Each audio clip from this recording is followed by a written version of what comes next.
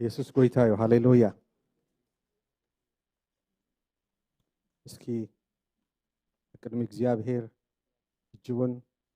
በጸሎት ንቁርብ ደቃይቅ ክንጸንሕ ኢና እግዚአብሔር ተመስገነ ይኹን ሃሌሉያ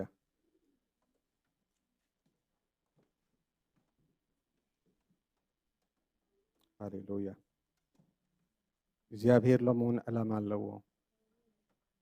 እዚ ኣብዚ ዘብጽሐ ኣምላኽ እግዚአብሔር ይመስገን ብሕጂውን ኣብ ህይወትና ዕላማ ኣለዎ ሃሌሉያ እግዚአብሔር ዕላማኡ ኣብ ልዕሌና እግዚአብሔር ይመስገን ነሆ ሰናይ እሞ እግዚአብሔር ይመስገን ሰናይ ዝኾነ ነገር እግዚአብሔር ድማ ኣለዎ ለሙን ኣባና ሃሌሉያ ስለዚ ንሰብ ዘይኮንና ክንሰምዕ ንሰብ ዘይኮንና ክንርኢ ካብ ሰብ ዘይኮንና ክንጽበ ካብ እግዚአብሔር ክንጽበ ኢና ሃሌሉያ እግዚአብሔር ይባረክ ሃሌሉያ ሃሌሉያ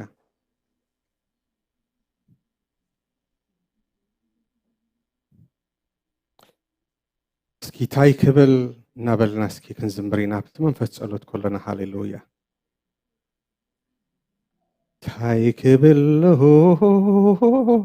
ታይ ክብል በስባዕባኻ ታይ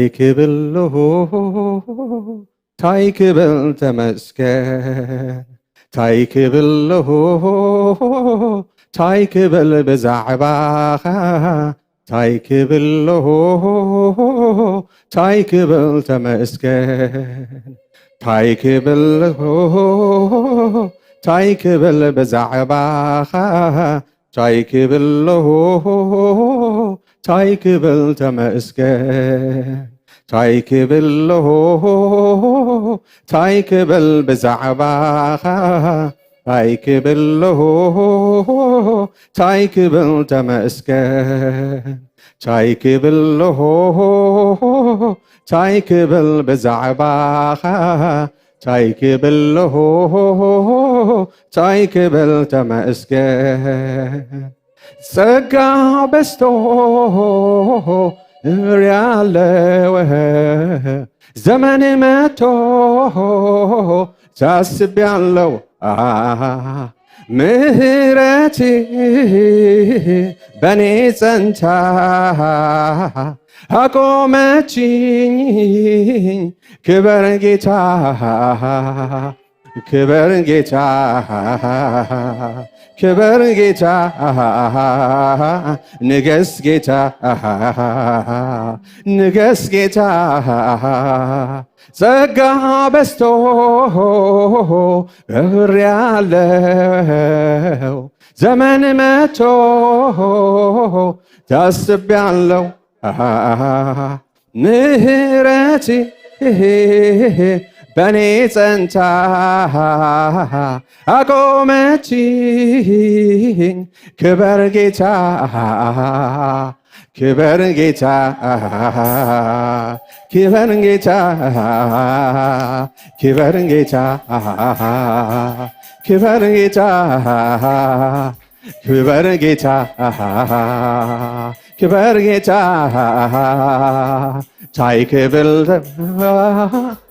ታይ ክብል ብዛዕባኻ ታይ ክብል ተመስገን ታይ ክብል ብዛዕባኻ ታይ ክብል ተመስገን ታይ ክብል ብዛዕባኻ ታይ ክብል ተመስገን ታይ ክብል ብዛዕባኻ ታይ ክብል ተመስገን ጸጋ በዝቶ ከብሬያለሁ ዘመን መቶ ታስቢያለሁ ምህረቲ በኔ ጸንታ አቆመችኝ ክበር ጌታ ክበር ጌታ ክበር ጌታ ክበር ጌታ እስኪ ክብር ሃብዎ ነዚ ኣብዚ ዘብጽሐና ኣምላኽ ኣብሎም ማዓንቲ ደው ዘበለና ኣምላኽ ሃሌሉያ ትማለ ሓሊፉ ቅድሚ ትማለ ሓሊፉ هاليلويا كبر جيتا كبر جيتا كبر جيتا كبر جيتا نجس جيتا نجس جيتا كبر جيتا نجس جيتا صقا بستو كبر يالو زمن متوم تعسب يالو جنتي بني تنتا أقومتي كبر جيتا كبر جيتا كبر جيتا نجس جيتا نجس جيتا كبر جيتا نجس جيتا هاليلويا كبر جيتا كبر جيتا نجس جيتا كبر جيتا نجس جيتا زلونا نسيو حواتي بقاف كنافرنا طرحينا نمسكنو مسواتنا نسيو بعرايا يتحدثنا رقابيتا يتحدثنا أباقي يتحدثنا هاليلويا سلتي زقبر لنا قولون إكزيابير هاليلويا بمسقانا طرحينا هاليلويا مسواتي نهبو هاليلويا يقبويو هاليلويا يقبويو هاليلويا كنقبل طرح زي كون ناس كنهبن كنمتسخن كيلالنا هاليلويا تايكبل له تايكبل بزعبا تايكبل له تايكبل تمسكن تايكبل له تايكبل بزعبا تايكبل له تايكبل تمسكن هاليلويا هاليلويا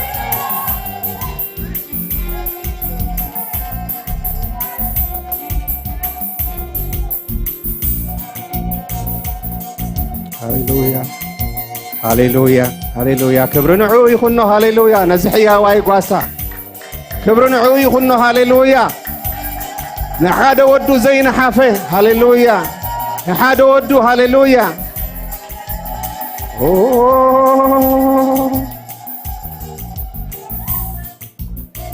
من هالو خابانا نود خاويكا نولد كهابني انت نبهال من زهب محلوه زهب محلوه هاي محلوه اي كونان هيوتو كخف المسوات خون ودنا ويكا ولدنا خنهب سبك الزاربلنا كمان اين دلنينا هاليلويا جن እግዚአብሔር ሰናይ ነገር ገይሩ ሃሌሉያ ቴንክ ዩ አብርሃም ሓወይ አምላኽ ባረካ ጸገሜ ተረዲዩ በዝለይ መጽእ ስለዚህ እግዚአብሔር ንዓይን ንዓኻትኩምን ንሓደ ወዱ ነቲ ዘፍቅሮ ንሓደ ወዱ ሂቡና ዛዕባ ጽባሕ ሓሰበን እግዚአብሔር ይመስገን ሂቡና አምላኽ ይመስገን ስለዚህ ንዕኡሲ ምስጋና ክውሕዶ እዩ ሃሌሉያ ካልእውን ክውሕዶ እግዚአብሔር ተመስገነ ይኹን ስለዚህ እስኪ ሃሌሉያ ቅድሚ ናብ ቃል አምላኽ ምሕላፈይ ሓደ ነገር ከዘኻኽረኩም እደሊ ዝሓለፈ ሰሙን እግዚአብሔር ተዛሪቡና ዶ እስኪ ክንደይ ሰብ ኣለኹም እግዚአብሔር ተዛረበኩም እግዚአብሔር እንታ ፓስተር ባህታ ሓደ ነገር ይዛረብ ነይሩ ውሽጠይ ትንከፍ ነይረ ትኸፊለ እንታይ ኢሉ ንቃል አምላኽሲ መን ይዝክሮ ንቃል አምላኽ ከም ቃል አምላኽ ክንቅበሎ ክንክእል ኣለና ክንሰምዖ ክንክእል ኣለና ክንእዘዞ ክንክእልካ ኣለና ኢሉ ይምህር ነይሩ ብጣዕሚ ደስ ኢሉኒ እቲ ሰብ ብዘየገድስ ምንነት ናይቲ ሰብ ብዘየገድስ መን ይዝምህር ዘሎ ብዘየገድስ እቲ ዘገድስ እንታይ እዩ እቲ ቃል እዩ ዘገድስ ስለዚ እቲ ቃል እንተዳ ሒዝና ነዚ ዘመን እዚ ክንሰግሮ ኢና ነገርና ኩሉ ነገርና እግዚአብሔር ይመስገን ኣብ ቃል እንተዳ ኮይኑ ኣድህቦና እቲ ቃል ከሳግረና እዩ ኣሜን እግዚአብሔር ይዝዛረብ ሰብ ኣይኮነን ዝዛረብ እግዚአብሔር ተመስገነ ይኹን ስለዚ ብጣዕሚ ደስ ኢሉኒ ማለት እዩ ውሽጠ የብል ነይሩ ስለዚ ሎሙን እግዚአብሔር ቃል ኣለዎ ከም ማሕበር ቃል ኣለዎ ከም ነፍስ ወከፍና ከም ውሉድ እግዚአብሔር ዝዛረበና ቃል ኣለዎ ኣሜን ሃሌሉያ እና ኣብዚ ደይብካ ብዛዕባ ቃል ኣምላኽ ምዝራብ ቃል ኣምላኽ ምክፋል ከቢድ እዩ ሕዋተይ ኣይኮነን ቃል ኣምላኽ ኣብዚ ደይብካ ክትዛረብ ደይብካ ከማን ገለ ነገር ኣሊኻ ክትብል ዘሚርካ ክትወርድ ንባዕሉ ከቢድ እዩ እግዚአብሔር ፀጉኡ እንተዘየብዚሑልካ ምክንያቱ ኮፍ ኢልካ ክሰምዕ ጥዑም እዩ ከመይ ኣነ ይርኦ እግዚአብሔር ይመስገን ቃል ኣምላኽ ደይብካ ምክፋል ከም ንሓደ ውራይ ፀብሒን ምግብን ክተዳሉ ሓላፍነት ተዋሃባ ሰበይቲ ወይ ከዓ ሰብኣይ ገይረ ይርኦ ማለት እዩ ብዙሕ ሰብ እዩ ዝመፅእ ኣብኡ ብዙሕ ሰብ እዩ ነቲ ፀብሒ ዝጥዕሞ ምናልባት ኣብ ውራይ ርኢኽኖ ኢኸን እቲ ቀይሕ ፀብሒ እኳ ብዙሕ ጥዑም ኣይነበረን ወረ ዓፍራ ነይርዎ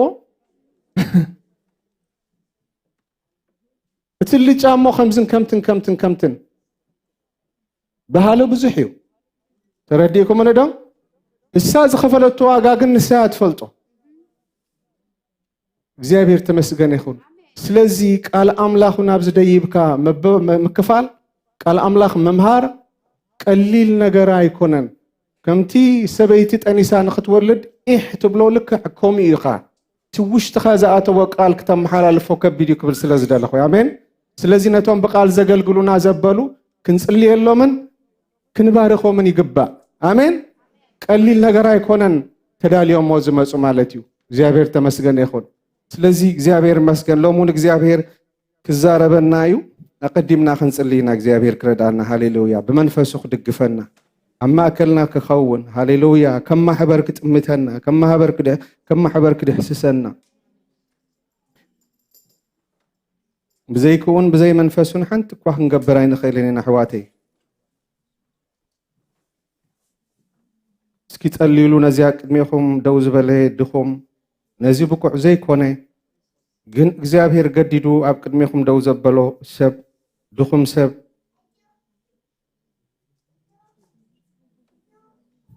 እግዚአብሔር ብመንፈሱ ክድግፎ ንዓና እውን እግዚአብሔር ክረዳና ሃሌሉያ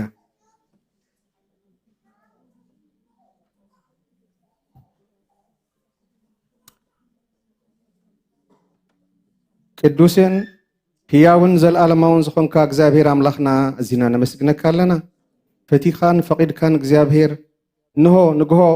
ምሕረትካ ቀትሪ ለውሃትካ ብለይቲ እውን ፍቅርካ ከይተፈለየ እግዚአብሔር እናጓሰየ ኣብዛ መዓልቲ እዚኣ ኣብፂሑና ኣሎሞ ነመስግነካ ኣለና እግዚአብሔር ኣቦ ንኩላህና ረዲእካና እግዚአብሔር ትማለ ሓሊፋ ኣብ ሎሚ ድማ ደው ኢልና ኣለና እሞ እግዚአብሔር ሆይ ነመስግነካ ኣለና ኣብ ትማሊ ከትርፈና እግዚአብሔር ተቃለሰና ብዙሕ እዩ ነይሩ ኣይተሓልፍን ኢሉ ዝዓገተና ብዙሕ እዩ ነይሩ እግዚአብሔር እንሆ ንዕኡ ግን ከንቱ ጌርንካ እግዚአብሔር እንሆ ኣብዚ ስለ ዘብፅሕካና ነመስግነካ ኣለና ሎሚ እውን ብመንፈስካ እግዚአብሔር ክድግፈና ክትምህረና ንጽልይ ኣለና ጎይታ ካብ ጀሚርና ክሳዕ ንውድእ ድማ እግዚአብሔር እንሆ ንኹለንተናና ብሓዊ መንፈስ ቅዱስ ክትቀፅር ክትዛረበና እግዚአብሔር ንጽልይ ኣለና እግዚአብሔር ኣቦ ተሪፉ ዘሎ ግዜና ድማ ስኻ ተረከብ ብወድኻ ብክርስቶስ ኢየሱስ ስም ኣሜን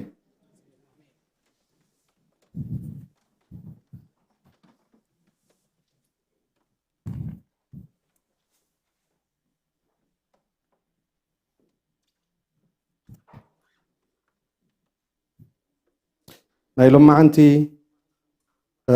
መጽሓፍና ኣብ ወንጌል ማቴዎስ ምዕራፍ 22 ክንከፍቶ ከፊትና ካብኡ ክነብል ኢና ካብ ጥቕሲ ሓደ ጀሚርና ክነንብብ ኢና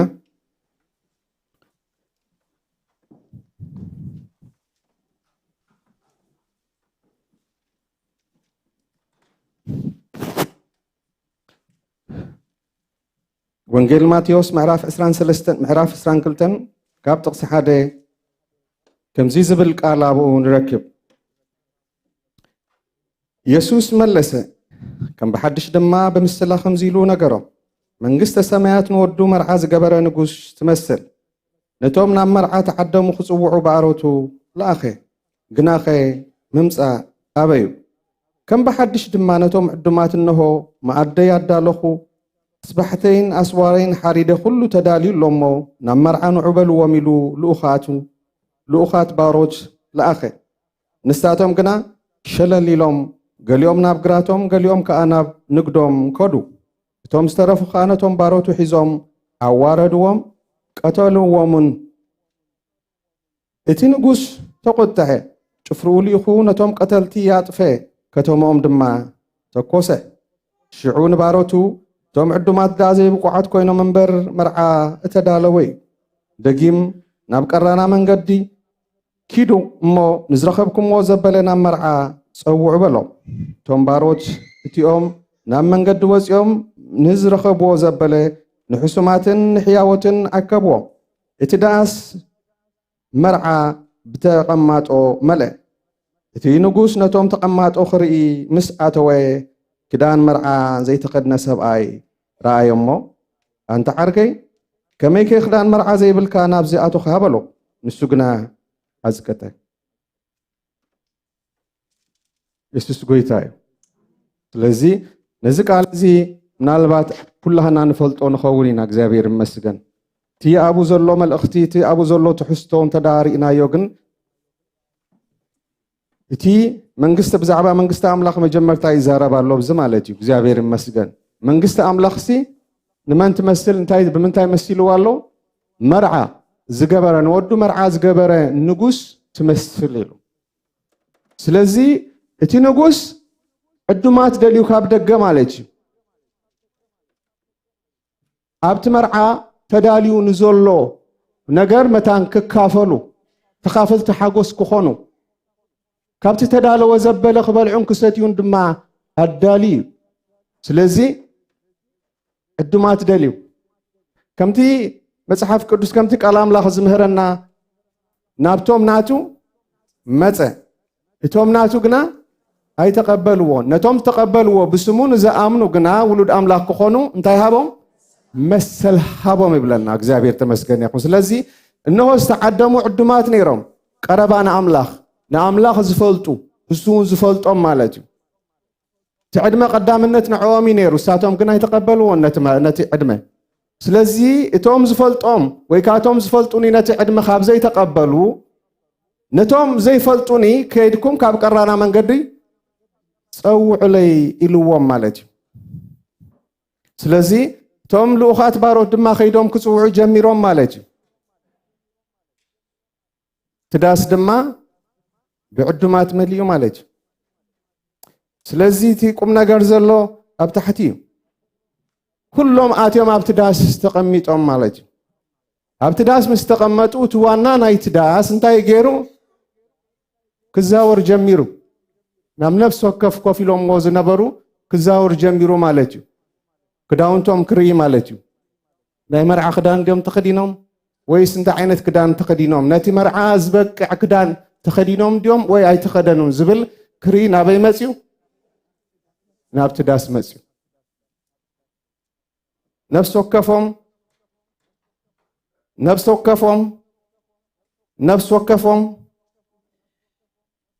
እግዚአብሔር ህይወት ነፍስ ወከፍናኩም ይዝርያ ስለዚህ ትልበዓል ዳስ ከምዚ ኢሉ ጠሚቱ አይተመሰን ነፍስ ወከፍ ተኸድኖ ክዳን ምስጠመተ ሓደ ነቲ መርዓ ዘይምጥን ክዳን ተኸድነ ሰብኣይ ኣብ ማእከል ኮፍ ኢሉ ረኸበ ይብለና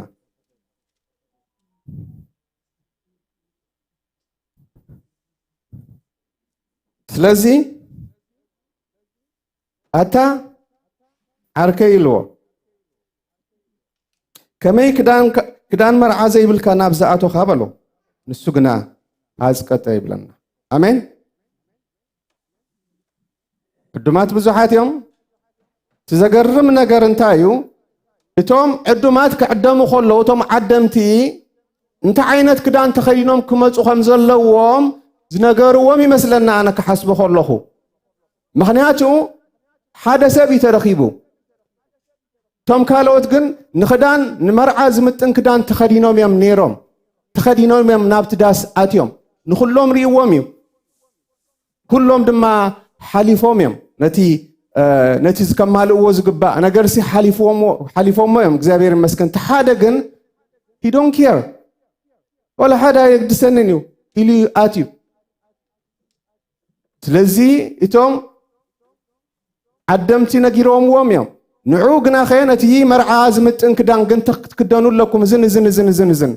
ሎማ ዓንቲ ከስተንትን ከለኹ ሓደ ነገር ናብ ልበይ መፅዩ ዜግነት ክንወስድ ከለና ኣብዚ ዓዲ እንታይ ዝብል ኣሎ መጀመርታ እንታይ ዝብል እስኪ ንገሩ እንታይ ዝብል right and responsibility አገይ ምስ ያለኹም right and responsibility ጉቡኡካን መሰልካን ግዴታኻን ማለት እዩ ምስ ያለኹም ክርስትና ድማ መሰል ኣለካ ግዴታ ድማ ኣለካ ማለት እዩ ግዴታኻ ዘይተማለ እንተ ዳ ኮይንካ እንተ ዳ ኣብቲ ናይ ሲቲዝን ክንወስድ ከለና እንተ ዳ ሪኢኹም ኮይንኩም እዚ ግባእካ እዩ እዝን ከዓ እዚ ከዓ ግዴታኻ እዩ መሰል ምኽባር ካልእ ማለት እዩ እግዚአብሔር ተመስገነ ይኹን ክርስትናውን ከምኡ እንታይ ኣለዎ right and responsibility ኻ ኣለዎ ክርስትና ስለዚህ እዚ ሰብ እዚ መሰል ረኺቡ ይንኽኣቱ ግን ግዴቱ ይፈለጠን ንግዴቱ ሸለሊሉ እዩ ኣትዩ ኣብኡ ኮፍ ኢሉ ከመይ ከ ደፈርካ ኢልዎ ሕጊ ክትሕስ ኣብ ልዕለይ እውን ሲ ኢሉ እግዚአብሔር ይመስገን እና መብዛሕትኦም ኣብ ኢሮፕ ዝቕመጡ ሰባት ዋላ ኣብዚ እውን ኣለኹም ማለት እዩ ስለዚ እሳቶም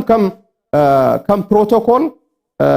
አይ ቲንክ ኣለዎም መስለኒ ንስኻትኩም ትፈልጥዎ ኢኹም እቶም ኣብ ዝነበርኩም ማለት እዩ እንታይ ሓንቲ ሓፍቲ ተዕለነ ነይራ እዊሕ ዓመት ኣብኡ ተቐሚጣ ናብ ዝመፀት ሓፍቲ እያ እና እንታይ ኢላ ዝኾነ ሰብ ምግቢ ዳልዩ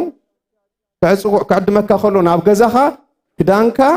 ኣፀቢቕካ ፅቡቕ ንዑ ዝምጥን ክዳን ተኸዲንካ ኢኻ ትኸይድ ናብኡ ማለት እዩ ብናይ ኣውሮፓውያን ባህሊ ማለት እዩ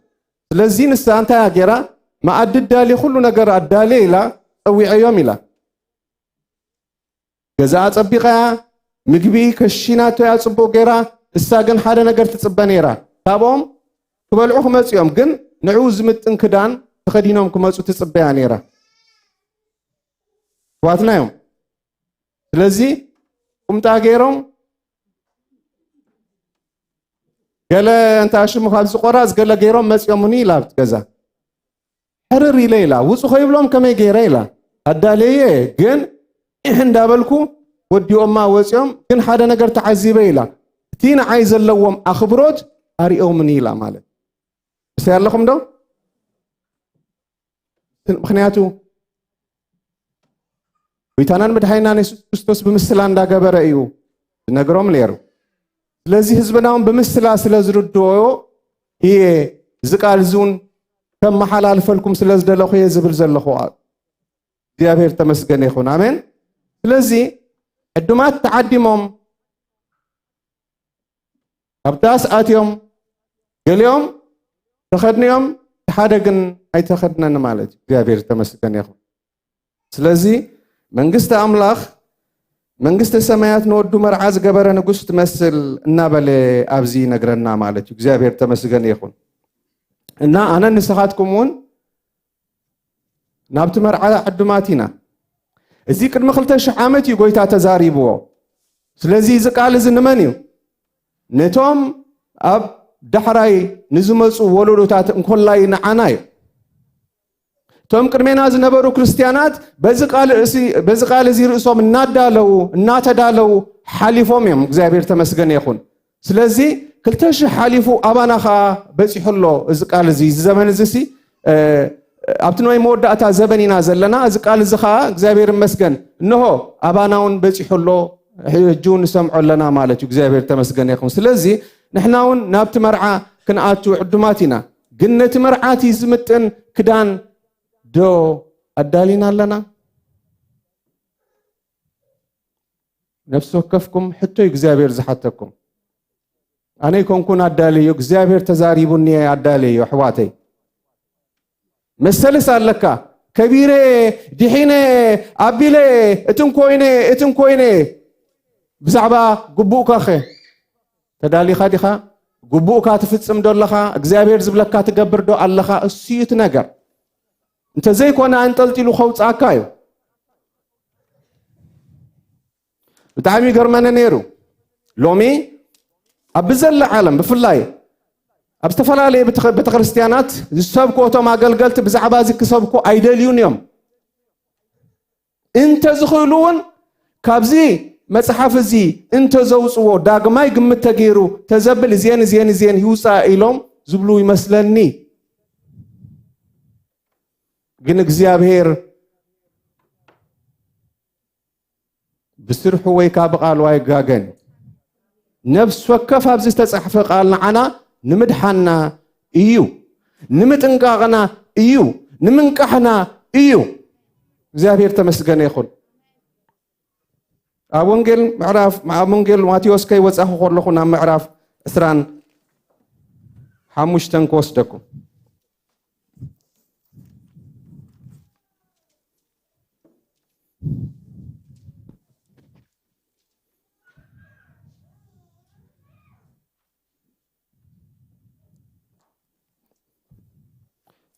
ወንጌል ማቴዎስ ምዕራፍ 25 كم زيبل كاب تقصى حدا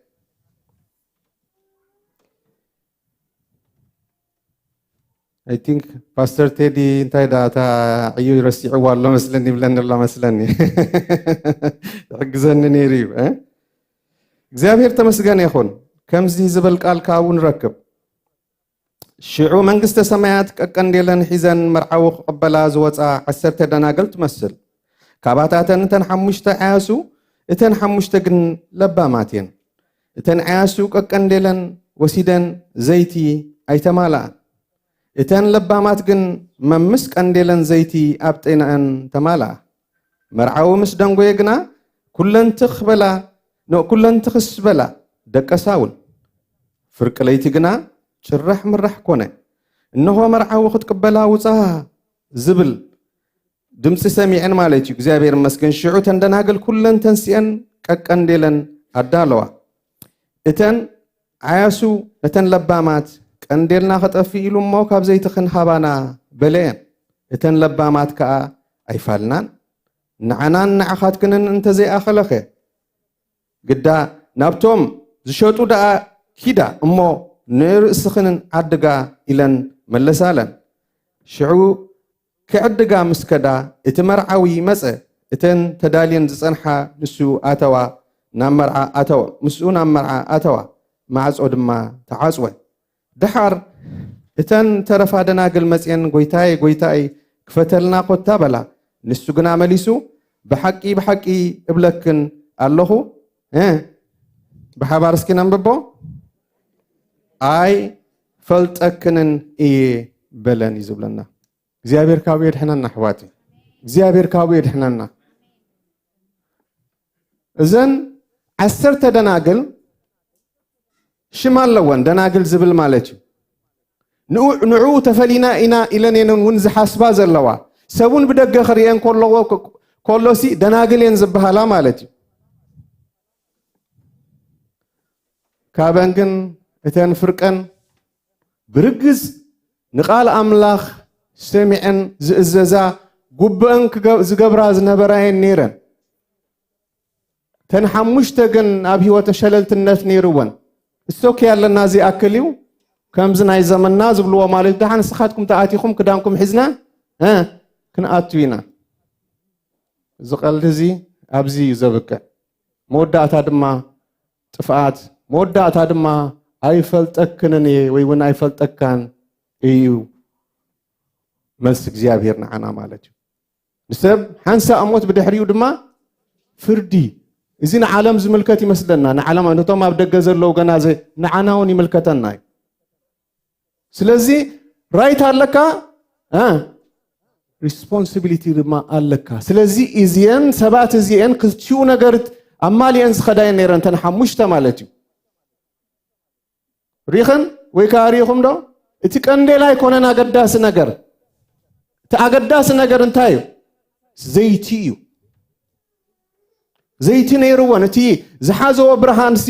كسع موداتا كبره متان مرعو خمس خلص برهانن بريهو نعو عجيبا او ابتداس متان كاتوا زخل انتاي نيروان زيت نيروان زن سبا زن حموشته مالتيو تنكالوت كن زيتاي حزن حزناين تانتا اشم زيت كنا وشتو اي نبرون چلملم كبل صنيحو مالتيو سلازي هبانا مقلانا هيوتكا نخالق كتمقلايت مالت اتي مدحناسي نخالوس نمقلو يكونن مالت نعخا مالت سي انتي كبل دلي እግዚአብሔር ይመስገን نحاده سبسي كتصدق زخيل انت اشوم يبلنا مالت زمقل صدقس يبلنا تردينا دو ويكا بخمي كغلصو ምናልባት ካለ ከይትን ክፈለይ ማለት እንታይ እግዚአብሔር በውልቂ ህይወትካ ተናትና ህይወት ንዓናዩ ንኻልኦትሲ ጓቲትና ወይ ውን ሒዝና ክንከይድ ኣይንኽእሊና ካብ ካልኦት ክንልቅሕ ኣይንኽእልን ኢና ትጉቡካሲ እስኻ ትፍጽሞ እዩ ተረዲእኩም ዶ እግዚአብሔር ተመስገነ ይኹን ስለዚህ ምቀላና ይለና ኖ ንዓና እንተ ዘይኣኸለኸ ግዳ ኺዳ ክኸዳ ዝነበረን ቅድሚ እዩ ክሕዞ ዝነበረን ቅድሚ እዩ شعو يكونن ساعات مساخل انت اخا تقبر كيدن اكو خعدقا زركبا مسيلون مالتيو كن كركبا يكالان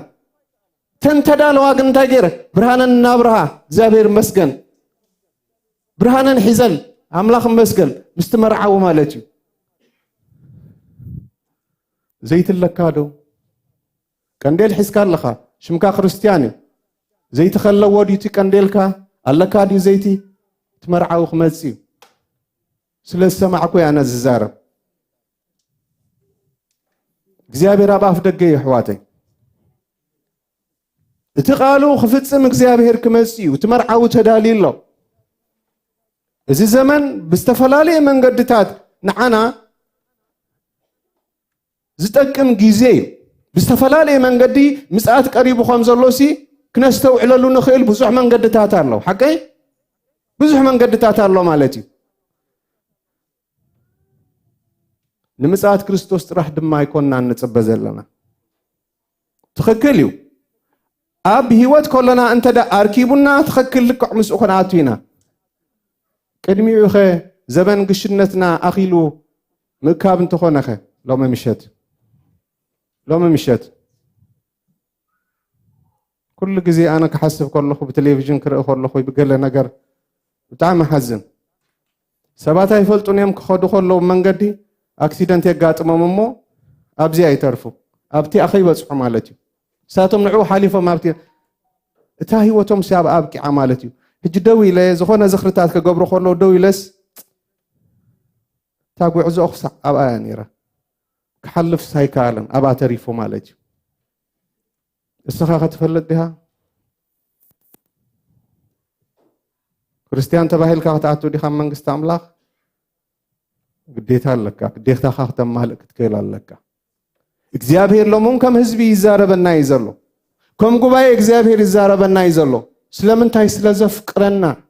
ስለዝግደሰልና ከይከኖ ከሎ እግዚአብሔር ክንዳሎ መታን ወረስቲ መታን ክንከውን እግዚአብሔር ይዛረበና ኣሎ አሜን እዚ ስብከት እዚ ዝጽላኣሉ ዘበን እዩ ሎሚ ክመጽኦ ይንዑ ዝጽላኣሉ ዘበን እዩ ዝስገረሉ ዘበን እዩ ስለዚህ ህዝብ አምላክካ ተዘናጊዒ ዘሎ ካባይ ጀሚራ ማለት እዩ ትቃል ካባይ ጅምር እግዚአብሔር ካብ ዘይድሕነና ኣሕዋተይ ኣነ ደስ ይብለኒ ሃወይ መርሓዊ ኣብዚ ደው ኢሉ እንታይ ይብል እስኪ ንዝክሮ ዲና ኩላህና እስኪ ንበሎ እስኪ ኢየሱስ ክምለስ እዩ እግዚአብሔር ይመስገን ክምለስ እዩ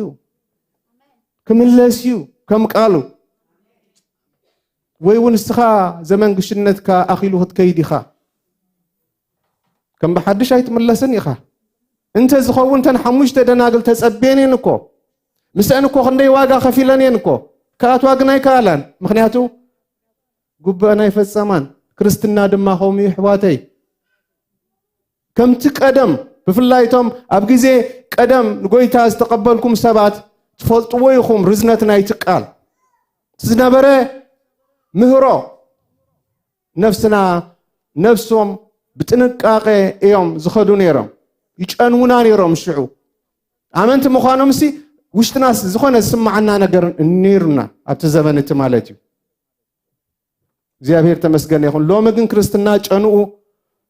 خير تمساسيل كام خالي فيسأل كانت حزب أملاخ زميتشو تراحي تقرب متان تهزبي كحفكا هو قبلكا مالتيو تهزبون كم دلاي يخون اسخاون كم دلاي كان ختكون مالتيو زيابير جن كحتومي زبي مرح تخاقه جيو خايزبن زيابير مسجن سلازي زندناقل كم تيز رأنا يو شمال لون كنديلون حزنين كاتبون قلنا يكالن متن حموشته محلافن مترافن دمالو سلازيو وانجيل ماتيوس اي ثينك كومو قبل كل مودات انتايلو كلتب حنسا كوينن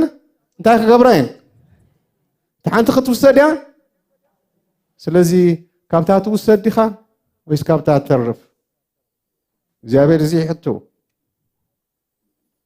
سنبت ملص تخون تملسكا تخون نغزخا أبالنا حانت بتخرستيانم كتكون تخيلي خاصو أخو لا يكون مثلا لك من قسط أملاك تورسوا وجن زابير تمسجن يكون سلزي زابير أملاك لمون كندالو لمون هذا نجار كنجبر يدنينا الله كنتنكر تدالينا دما كنسنه زابير يدلينا الله آمين سلازي أنا دسي بلنا هذا نجار تنحنا نملكه أملاخسي ززاربي يزارب زابير تمسجن يكون يزارب يتأنكر يبرت أبتخت كونو زقبا أكا جيزي زابير ينجرك يزاربك خطبت ما برتع كد ليه كان كله زبرتع قال هيبو يبرتع كامالتي أمد له دم ما بقالوا نان تاي قبل دليل عدلنيا تاتينا نتي تخكلنيا زغون أملاخنا رخيبنا يزلنا نتي ززارب أبتت صبح ززارب أملاخ إنا نملخ زلنا زابير تمسكن يكون آمين سلازيو ناتي زمعدني اسكي ما زنبران كتحجزني بارخو سولعلها بلو ناتي زمعدني أملاخي يبارخو سمولعلها بلو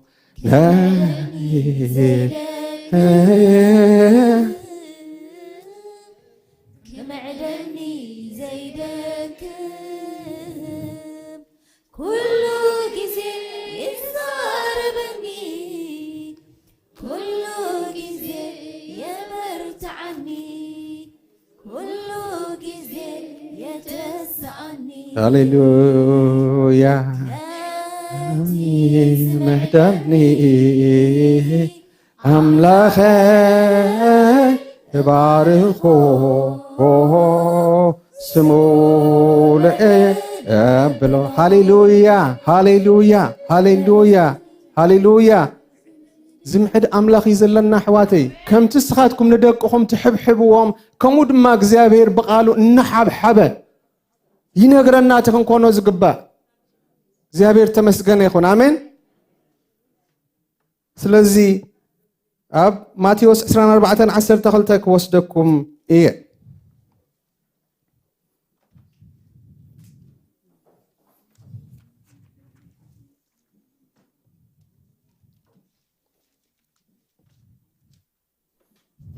ماتيوس 14 كان ماتيوس أيوة أقول لهم ما عندك زابير مسجن سلزي حواتي نزك على زي بفقرن لبخم بمدلاون كسمعوا محصنكم ملأخت سلازخونا مالتك زابير مسجن مس منم نجر كتراخبوا يبلكم زي نعاي يوز ملكتي لنا خنوسدو خنكيل لنا كنتن كقلو دما علنا زابير كبرتي زخونو قالات بهجون كزاربنا آمين كخبدلكم دليكم كون تقال كن كم زلوا كنسبكم قال امر تزابير زبلنا نجر انا خم حلالفو خيل علني آمين حلافنتي زابير كوميلوني سلستزاربني زملخت زي زم حلالفو زلخو امبر كخبدكم يخيلوا زخب النجر جنا يكونن كنت انققن كن ورسن مودة أتاب حقوقنا أتون متان يجزابهر زز بلنا زلوا مالت يجزابهر تمسجن يكون سلزي أب وانجيل ماتيوس معرف سرنا 4 كم زي زبل قال نركب كاب تقضي سلسته كم ببوي يحل فيله أب دبر زيتي تقمي تخلو دقا مزامرتو بحتي لهم بزخونا كابلا على تحاسب كردانا كم ببو يسوس كاب تقص حدا يسوس كاب بيت مقدس وزيو خدا دقا مزامرتو دما هنسا بيت مقدس كرئي ونابو غربو نسوقنا مليسو إذا خلص تريو دولهم إزي أبزي زي فرس أمني عبل على أمني أكتر فنيو أبلكم اللخو بلو أب دبر زي تقمي تخلو دك أمزامر تبحتي لهم إزي معاس كخونيو تمرت ممتاكان موداتا على منك انتايو سكي نقرنا نابلو نابو قربو يسوس مليسو بلو حدك باخي يسحتكم تتنققوا أنا كريستوسي نابلو بزحات بسميكم أسيام أمون بزحات ونكسحت يوم وقين ورا وقين كسمعيكم رأيو أيتسنبدو نابلا أبزيبل حالي فقن أنا أبتقسي 10 تخلت زلو كسجر يا كيدا مالتي يوم لخمس قن تحسب أبتخاب تردانا كسجر سلازي بزحات نبيات حاسوتنا أو 10 حدا بزحات نبيات حاسوت كتنسيوم نبزحات ون كسحتيوم عمزا سلازبس حد ما نايبزحات فقري كزحليا اتي كسع موداتا زعقسكنا كدحنيو زوانجيل منغستي زيها نمسكر كل ما هزاب ابزل عالم كسبخيو شعوخا موداتا خوننا بلا ابزي نغرنا سلازي ابزن نريان زلنا قالات حاده اب 10 تخلت زلاي انا دليا زلهو ام موداتا يلو غويتا يسوس يتزاريبو ام موداتا سي عمصا اسكي كلكم بلو عمصا سلا زبزح فقري بزحات انت كتب بلا فقر تزحل بسنكم انت عمصا سلا زبزحس فقري كزحل يلوا عمصا انتايو حواتي عمصا درسي يتعاملني مالتي انا يحيش كابخا انا يبلس كابخا تي أباي زلو كابتي أبا خازلوس يبلز أنا كو خمزي أنا كمتي أيهوداون سرعون كلهم أكن ما أملاهم تام ولودي خا محرتو سلازبز حالكا خا ولود كوين كازر لخا دامبر ولود نخد كونسي مسفرت انتاي زبال زي كرايتيريا بإنجليش قبله أنا عملت شيء سلازهم مالتي زابير مسكة سلاز أنتي قبل ذلك مسفرت كم سي تدالو نجارة مالتي بقعات حتى كان زابير بقعات كاري يكونن ولود جيروكا محرتو سلاز بس حتى رحيخا ولود كوين كار لخا سلازي سي ولود كوين كازر لخا مالت سلازي أكن ما أملاخ سي زحيش نجار هاليو كاي كون كان أبيل كازر لخا سلازي كلاتنا معرينا كلاتنا ولودنا تحدى كاب تحدى زبل تسألوا من مخنيات يلن جن أموداتا እግዚአብሔር ዝበሎ خبتان كفتسم عمزا سلاز بزحي فقر بزحات كزحل يا مال እግዚአብሔር مسكن تاز عبيت نجر دما نسيا أب قدامي كورنثوس ምዕራፍ 13 መስለኒ እንታይ ዝብል ቃል ኢና ነንብብ እስኪ ፓስተር ቴዲ خدام ببالي تحجزني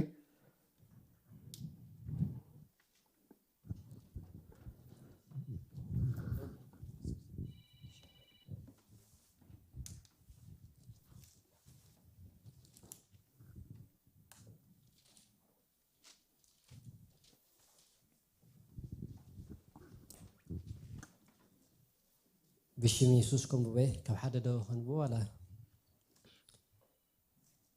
بقام قد هالسبن ملأختن انت الزارب فقري كم زيت اللوني كم زد هي أسرازي ويشتل كم زول سنة المغنكو تنبيت انت زهلوني كل مستيرات كل فلتة انت زفلت أخرانك ساعة زقع زقع كل أمنت انت زهلوني فقري كم زيت اللوني كنتم مغنكو نيري كل جنزبك أنا دخاتات انت زعدل سجايون من داد أحليف أنت ذهب فقري كاب زي تلوني حنتكوا أيتقمنن إيو فقري عقاليا فقري لوها فقري أيتقنن فقري أيتجهرن أيتنفحن أيتستحفرن ناتا أيتدلن أيتمررن أيتقيمن يا بحق تحقو سنبر بعمس به هيبلان كل تتصور كل تأمن كل تسفات قبر كل تعقس فقري كتو أيتقوارد صنيا تنبيت انتلو نسخ السعر مزراب قنقواتات انتلو نسخ ودا فلطت انتلو نسو السعريو مالت حدا مقال نفلطينا امو حدا مقال كا ننبه غناخه اتملات مسمصه اتمقال كسعر ايو قلعه خلخو كم قلعه تزاربكو لب قلعه نبرني امين እግዚአብሔር ይባርክካ ፓስተር ቴዲ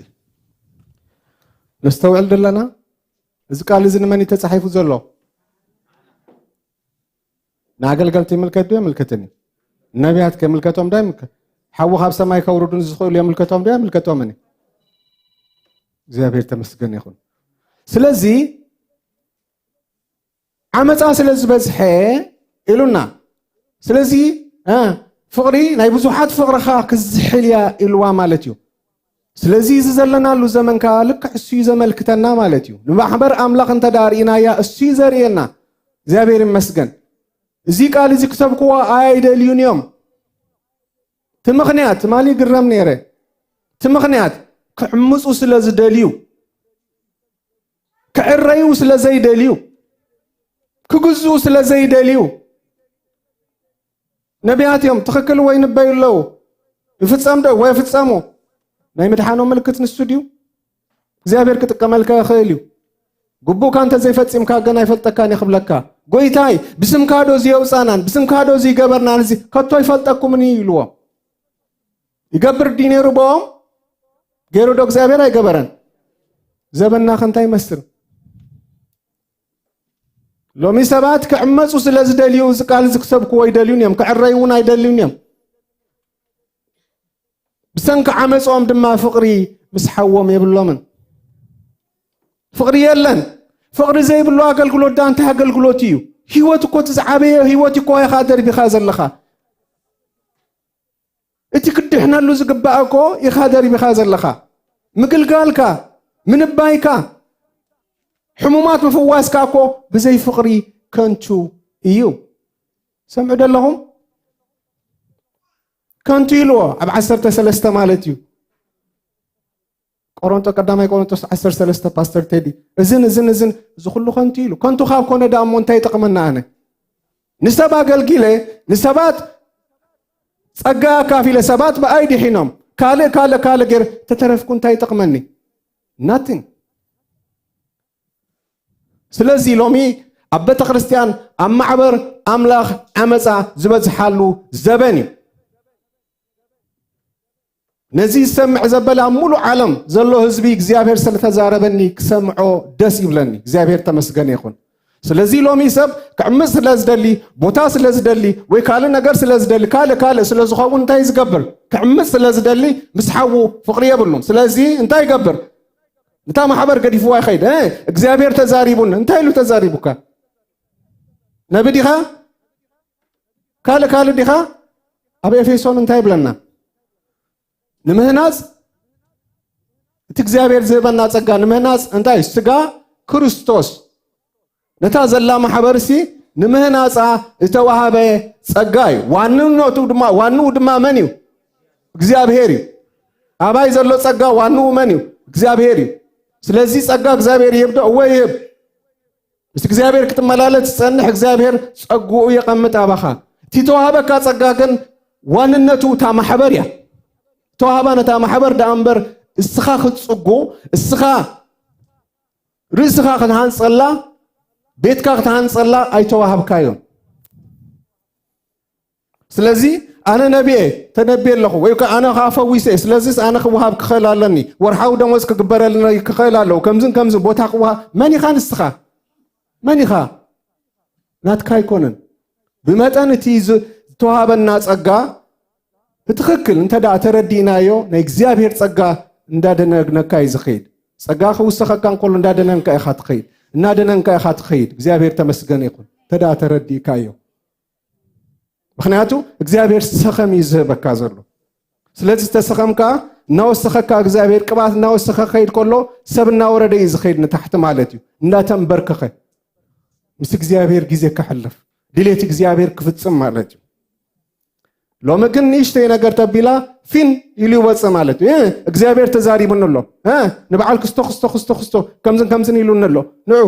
ዓብየኩም ኣለኹ እግዚኣብሔር ካብኡ የድሕነና ደቀ መዛሙርቶም እዮም ዝገብርዎም ነቶም ዝመሃርዎም ሰዓብቶም እዮም ዝገብርዎም ሰዓብቲ ክርስቶስ ዘይኮነሲ ሰዓብቶም እዮም ዝገብርዎም ማለት እዩ ስለዚ ክኸዱ ደልዩ ከለው ቅድም ካልኩሌት ይገብሩ እዮም ክንደይ ሰብ ኣለኒ እሳቶም ከክንድዚ እንተዳ ኣዋፂኦም ነታ ቤተ ክርስቲያን ከፊሉስ ንዓይኒ ደሞዘይከ ካልኩሌት ይግበር ይኽሉ ምሳይ ኣለኹም ዶ ከም ህዝቢ ኣምላኽ ንማንም ክወቅስ ኢለ ይኮንኩን ዓመፃ ስለ ዝበዝሐ ግና ፍቅሪ ብዙሓት ክዝሕል እያ እግዚኣብሔር ተመስገን ይኹን ስለዚ ብዙሓት ሎሚ እታ ማሕበር ኣምላኽ ንምንታይ ከምቲ ዝግባእ ዘይዓየየት ፀጋ ኣሎ ዶ የለን ኣሎ ነቢያት ኣለዉ ማእከልና ካልእ ኣሎ ትፀጋ ግን ብዙሓት ካብታ ማሕበር ሒዞሞ ናበይ ከይዶም ኣለዉ እቲ ፀጋ ክሰርሕ ዝኽእል ኣብታ ዘለኻያ ማሕበር ደው ምስ ትብል ጥራሕ እዩ በይንኻ ከይድካ ክትፈሪ ትኽእልን ኢኻ ክትከይድ ትኽእል ኢኻ በፃብዕቲ ዝቁፀሩ ሰባት ሒዝካ ገዛ ከፊትካ ሽም ሂብካ ሽሙን ርእስኻ ኣጠሚቕካ ክትነብር ትኽእል ኢኻ ብጣዕሚ ዝገርመና እንተዳሪኹሞም ኮይንኩም ዞም ሰባት ክወቅስ ኢለ ይኮንኩም ብፍሉይ ኣይኮንኩን ዝዛረብ ኣብ ዘላ ዓለም ዘለው ምእመናን ዝዛረብ ዘለኹ ኣይፈርዩን እዮም ቶም ሰባት ክፈርዩ ክእሉን እዮም ሓደሽቲ ነፍሳት ከምፁ ኣይክእሉን እዮም ወፂኦም ክምስከሩ ኣይክእሉን እዮም እንተኽኢሎም መንደቕ ናይ ካልእ ቤተ ክርስቲያን ኣፍሪሶም እዮም ነታ ዘለዋ እንታሽሙ መንደቕ ዝሃንፁ ማለት እዩ እዛ ቤተ ክርስቲያን መንደቕ ኣፍሪስካ ኣብ ካልእ ወሲድካ ተሃነፅካ እንታይ ይጠቕመካ ይጠቕመካኒ ሓውኻ ጉዩሎ ብዚ ሓውኻ ተጎዲዩሎ ብዚ ሓውኻ ተጎዲዩሎ ከሎ ብዚስ እንታይ ኣገልግሎት ኢኻ ስኻ ተገልግል ቅድሚ መሃብካ ኸማን እንታይ ክትገብር ክትክእል ኣለካ የለን ነዚ ስብከት እዚ ሎሚ የለን እንተዝኽእሉ ነዚ ቃል እዚ ኣውፅኦም መበልዎ ኣሕዋተይ ዓመፃ ስለ ዝበዝሐ እግዚኣብሔር ተመስገን ይኹን ስለዚ ከመይ ኣለና ከም ክርስቲያናት ኣበየናይ ስፍራ ኢና ዘለና እቲ ርድኢትና ኸ እንታይ እዩ ብርግፅ ከምቲ ቃል ኣምላኽ ዝብሎ ንዕኦም ከምኡ ክብሎም እዩ ከቶ ኣይፈልጠኩምን እየ ክብሎም እግዚኣብሔር ተመስገን ይኹን ስለዚ ናብ እግዚኣብሔር ንምለሰሉ ዘበን እዩ ከም ኣገልገልቲ ከም ምእመናን ስጉምትና ብጥንቃቐ ክኸውን ክኽእል ኣለዎ ንመን ንስዕብ ኣለና መን እዩ መራሒና ድማ ኣፀቢቕና ክንፈልጥ ክንክእል ኣለና ምክንያቱ ቃል ኣምላኽ ደስ ዝብለኒ እንታይ ኢሉ ብፍረኦም ከተለሊዎም ኢኹም ይብለና ፓስተር ቴዲ ኣብ ገላትያ ክተንብበለይ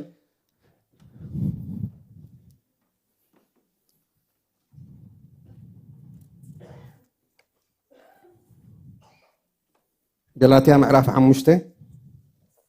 ካብ ጥቕሲ 16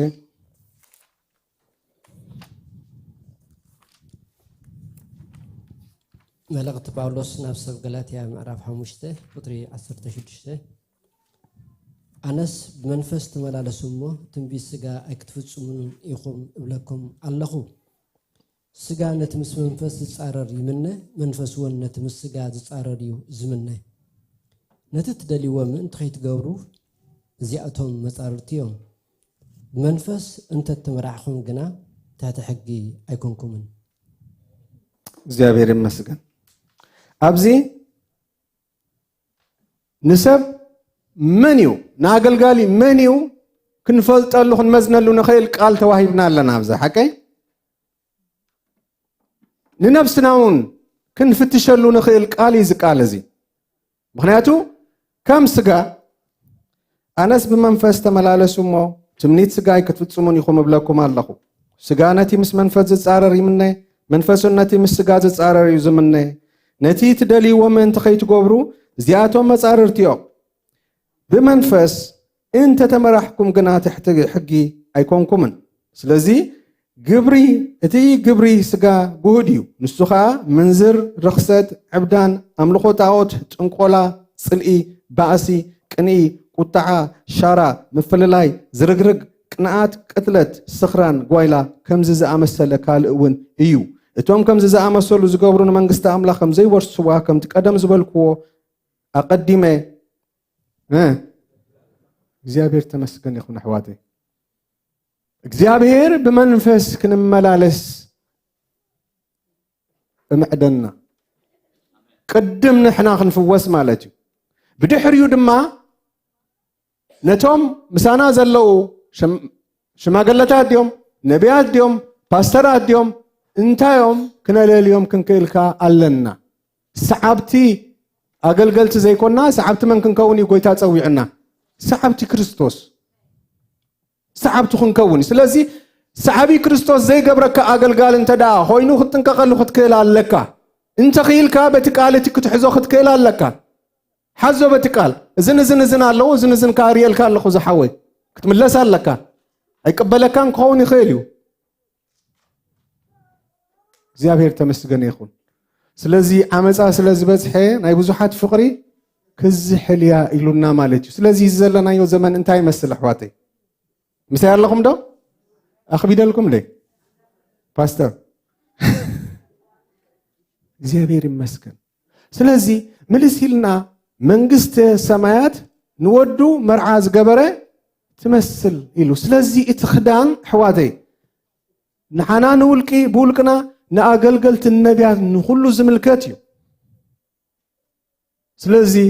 كم تقال أملاخ زبالو تقال أملاخ زبالو خفت سمتان لو من ريو زلنا تقال أملاخ خفت سامي ما كابتوم انت أف ولو دخين خون اكزيابهير كنا ملت لومون بقالو يزاربنا له آمين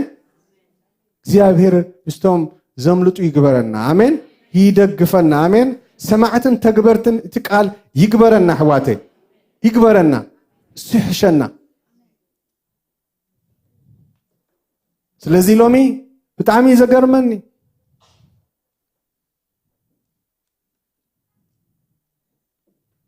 نحادا كريستيان تلمنو نعم محرت قبر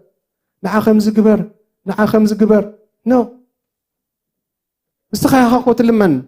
تتبدالي እንታይ ማለት እዩ እግዚአብሔር ተመስገነ ይሁን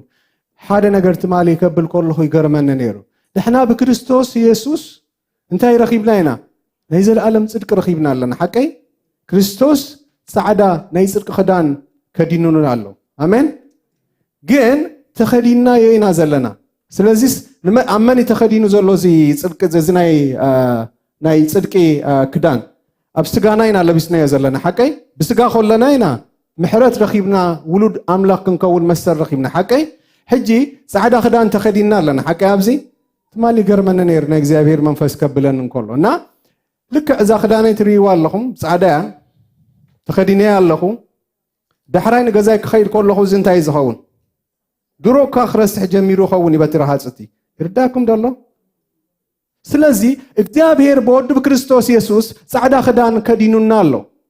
ግን ለቢስዎ ዘሎ ስጋና እዩ ስለዚህ ትካብ ስጋና ዝወፅእ ረሃስ እዩ ነቲ ክዳን ዘርስሖ ዘሎ ምሳይ ኣለኹም ስለዚህ ፈቲና ዘይኮናስ ካብ ውሽጥና ዝወፅእ ነገር ኣሎ ብስጋ እንተ ተመላለስኩም ዝብለና ኸም እዩ ኣብቲ ቅንኣት ተፈላለየ ነገር ካብ ውሽጥና ይወፅእ እዩ ስለዚህ እንታይና ክንገብር ዘለና ክዳን ጽድቅና ነቲ ሕጂ ኣነ ነዚኣ ተኸዲነያ ይመፅእኒ ነክስት ታይም ሓቀይ ኳሌታ ገምጤለ ርኤ ወይ እውን ክበልዕ ከለኹ ገለ ተተበላሽ ኣውፂ ሓፂበ ኣንፂሄ ዝመፅእ ምክንያቱ ተዳሪእኹምኒ ጻዕዳ ተኸዲነ ተዳሪእኹምኒ ሕጂ ብዚ ገለ ነጥብ እንተዳሎ ብዚ ንዓ ኢኹም ትርእዩ ኣብዚያ ዘላ ጸላም ንዓ እዩ ሰብ ዝርኢ ማለት እዩ ስለዚ እግዚኣብሄሩ ንዓ እዩ ዝርኢ እንታይ ክንገብር ክንክእል ኣለና ቀደም ኣዴታትና ነቲ ክዳነ ነዚ ክዳን ሓበሻ እንታይ ገይረን ሊን ዝበሃል ነይሩ በረኪና ዝበሃል ነይሩ ፊኖ ገይረን ፊሮም ሲለኔን ተኸዲነን ዝኸዳ ማለት እዩ እግዚአብሔር እውን መዓልታዊ ህይወትና በቲ መንፈሳዊ ቃል በቲ በረኪና ዝኾነ ቃል እናንጻህና ነቲ መርዓ ዝኸውን ህይወት ነቲ መርዓ ዝኸውን ናብኡ ከእትወና ዝኽእል ንጹህ ክዳን ተኸዲና ክንጽበ እግዚአብሔር ሎሚ መልእኽቱ የመሓላልፈና ኣሎ አሜን ስለዚ ግቡና ንግበር ኣሕዋተይ ጎይና ኢና ተመላሊስና ኢና ንጽበየውን ኣለና ብተስፋ እቲ ተስፋ በይኑ እኹል ኣይኮነን እንታይ ከድልየና ኣሕዋተይ ክዳንና ክንንጽህ ክንክእል ኣለና ከምቲ ቃል ኣምላኽ ዝብለና ክንመላለስ ክንክእል ኣለና አሜን ዕዳናይ ዝኾነ ይኹን ሰብ ክህልወና የብሉን እቕራ ክዳን ማለት ዕዳ ይቕረ ዘይምባል ዕዳ ሓውኻ ምጉሃይ ካልእ ከምቲ ቃል ኣምላኽ ዝብለና ማለት እዩ ኣሕዋተይ እና ሎሚ ዓመፃ ስለ ዝደልዩ ሰባት ኖ ይብሉኻ በፍጹም ኖ የፍቅሮም ያብን ከለኹ ኣነ ዘይትርዳእኒ ነገራት ኣብ ውሽጠይ ዘይቅበሎ ነገራት እዩ ከተቀራርቦም ከለኻ ክትሓቶ ኖ ኣነ እኮ ፍቅርለኒ ምስ ኣነ እኮ ደሓኒን ሰላም እኮ ንበሃይና ያ እግዚአብሔር እኮ ልብን ኩላሊትን ይዝሪ እስኻ እንተዳ ጽቡቕ ማለት ምስ ሓውኻ እንተዳ ይቕረ ኢልካ ይቕሬታ እንታይ ዘምጽ መስለኩም ናብ ፍቅሪ ዘምጻኩም ፍቅርኻ እንታይ ገብረኩም እዩ ይጠምረካ እዩ ማለት ወድን ጓልን ይላለዩ መሰፍቀረቶ እንታይ ዝገብሩ ናብ ምቅርራብ ናብ ምውሃድ እዮም ዝመጹ ሽዑ ብምውሃዶም ከዓ ሓደ ነገር ካብ መንጎም ከዓ ይፍጠር ማለት እዩ አሜን ውሉድ ይፍጠር ኣብ ማእከሎም ማለት እዩ ኣምላኽ ይመስገን ስለዚ ብምልጋብካ እንታይ ኢኻ ትገብር ዝውለድ ነገር ኣሎ ካባኻ ማለት እዩ ስለዚ ፍቅሪ ክፋቀሩ ይደሊና እና እንታይ ትፍቅሪ ስለዘይለ ፍቅሮ ይንሓወይ ፍቅሪ እንታይ ዝገብረካ ኣይፈላለየካን እዩ ክትፋቀር ይዝገብረካ ክትማዋቕ ይዝገብረካ ማለት እዩ ስለዚ ብፍሬኦም ክትለልይዎም ኢኹም ይብለና አሜን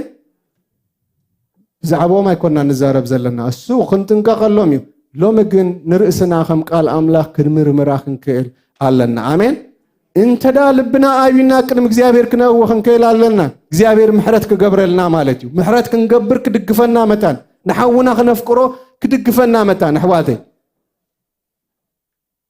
ይደግሞ ይኮንኩን ዘለኹ ሕጂውን እግዚአብሔር ተመስገነ ይኹን ቃል ኣምላኽ ግን ሎሙን እግዚአብሔር ከምኡ እዩ ዝብለና ዘሎ ሎሙን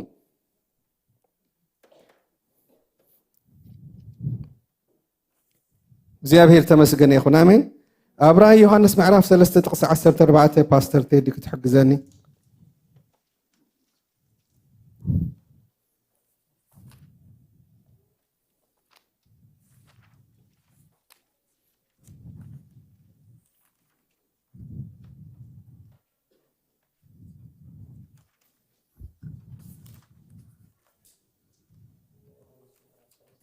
يا كاب سلسته طب تقص 14 رأي يوحنس معرف 3 كاب 14 نام ملأخ محبر لودقيا صحف يتأمين أمون حق أن يمسكر مجمرتها فترة أملاخ كمزي بلالو زحل ويسمو زي مخانكا قبرخا افلت اللخو بخا زحل ويسمو مخانكا كمزي لبت زبالة مخانكا أي موغ أي زحل إخامو كاب أفاي توف قبلكاي حبتامن فساسني حانت زدليا نغركوا يبلين ببالكا حصرون زدنجز النداين عورن عروقن مخانكا أيتفلتن إخا زلخا من تختبتم بحوز أري ورقي كابايك تأدق حفرت أركانكا مئنتي كيكلاعن كتكدنن كا سعادة خداونتي مئنتي كترئي لعينتخا كتكوحللو كوحلي كابايك تأدق مخركا اللخو آمين እግዚአብሔር ይባረክ أبزين أم محبر لودوكيا صحاف تباهيلو صحافوي ززارب زلو آمينن أمونن حقنيا مسكر مجمرتا فترة أملاخ كمزي بلالو زحول ويسموق مخانكا قبرخا فلت اللخو بخا زحول ويسموق مخانكا كمزي لبت زبل مخانكا أي موق أي زحولي خامو أب كاب أفي تف قبلكاي هبتامن فساسيني حنت زدليا نجار كواي باللين بمبالكا حصورن زدنجز النداين عورن عروقن مخانكا ኣይትፈልጠኒ ኢኻ ዘለኻ ስለዚ ምእንቲ ክትህብትም ብሓዊ ዝፀረየ ወርቂ ካባይ ክትዕድግ ሕፍረት ዕርቃንካ ምእንቲ ከይቅላዕ ክትክደንን ከዓ ፃዕዳ ክዳውንቲ ምእንቲ ክትርኢ ንዒንትኻ ክትኳሓለሉ ኩሕሊ ካባይ ክትዕድግ እመኽረካ ኣለኹ እግዚአብሔር ተመስገን ይኹን አሜን እንታይ ኢሉ ብጣዕሚ ዘገረመኒ ትማለ ማለት እግዚአብሔር ይመስገን እንታይ ኢሉ ብሓዊ ዝፀረየ ወርቂ ካባይ ክትዕድግ እንታይ ኢሉ ብጣዕሚ ገሪሙኒ እንታይ ንሱ ብሓዊ ዝፀረየ ወርቂ እንታይ እዩ ቃል እግዚአብሔር እዩ እግዚአብሔር ተመስገን ይኹን ብጣዕሚ ፍሉይ ነገር አምስየ ማለት እግዚአብሔር ይመስገን ስለዚ ብሓዊ ዝፀረየ ወርቂ እቲ ቃል እዩ እግዚአብሔር ተመስገን ይኹን ናበይ ወሲዱና እግዚአብሔር መንፈስ ናብ በዓል ዓብደኔጎልን ሲድራቅን ሚሳቅን ወሲዱና ማለት እዩ ብጣዕሚ ተጸሊለ ማለት እዩ እግዚአብሔር ተመስገን ይኹን እንታይ እዞም ሰባት እንተዳ ኣብ ኢሳይያስ ምዕራፍ 41 ሪኢና እንታይ ዝብል ብሓዊ ምስተሓልፍ ብማያት በዝን ምሳኻ እየ ስለዚ እዞም ሰባት እዚኦም ነዚ ህያው ዝኾነ ቃል ነዚ ህያው ክገብር ዝኽእል ቃል ከድሕን ዝኽእል ቃል ብእምነት ኣብ ውሽጦም ሒዞም እዮም ናበይ ኣትዮም ናብ ሓዊ ኣትዮም ማለት እዩ ናብቲ ዘቃፅል ሓዊ ኣትዮም እዞም ሰባት እንታይ ሒዞም ቃል ሒዞም እዮም ኣትዮም ብእምነት ነቲ ቃል ኣብ ውሽጦም ሒዞሞ ናብቲ ሓዊ ኣትዮም ማለት እዩ እግዚአብሔር ተመስገን ይኹን ስለዚ እቲ ቃል እንታይ ኮይኑ ፀሪዩ ወፂኡ ኣብቲ ሓዊ ንእግዚአብሔር ይኣርዩ ንሓደ ወዲ ኣምላኽ ዝመስል ንርኢ ኣለና ኢሉ እቲ ንጉስ ክዛረብ ከሎ ኢና ንርአ ማለት እዩ እግዚአብሔር ይመስገን ስለዚ እግዚአብሔር ነቲ ቃል እዩ እግዚአብሔር ተመስገን ይኹን ከናግፈና ዝኽእል ማለት እዩ ሎሙን እግዚአብሔር ብቃል እዩ ዝዛረበና ዘሎ አሜን ስለዚ ስካባይ ብወርቂ ዝፀረየ ብሓዊ ዝፀረየ ወርቂ ክትዕድግ ካባይ ስምዕደካ ኣለኹ ቃል ኣምላኽ እዩ እግዚአብሔር ተመስገን ይኹን መዕረይና ሕዋተይ ቃል ኣምላኽ እዩ መፅረይና እግዚአብሔር ተመስገን ይኹን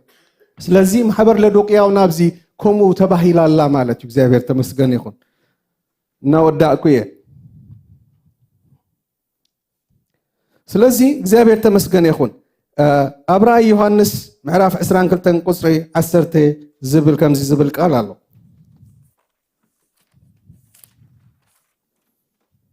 እስራን ክልተን ካብ ጥቕሲ 11 ድሓን ባዕለይ ከንብቦ እየ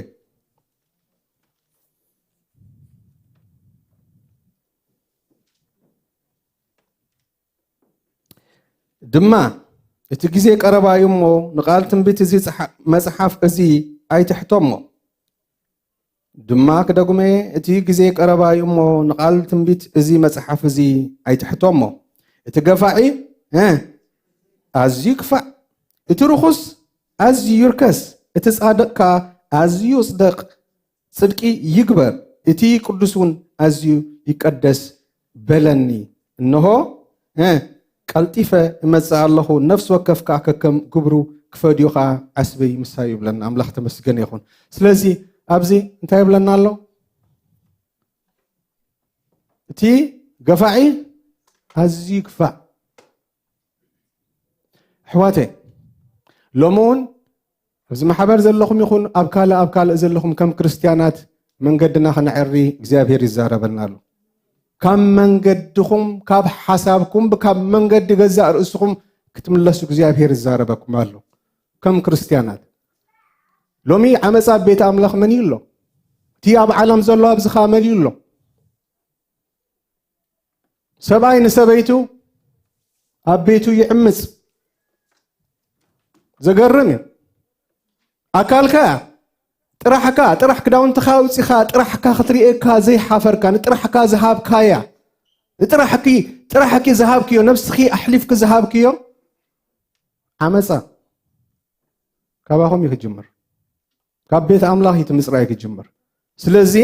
እግዚአብሔር ይመስገን ናብ እግዚአብሔር ተመለሱ ከም ቃል ኣምላኽ ንበሩ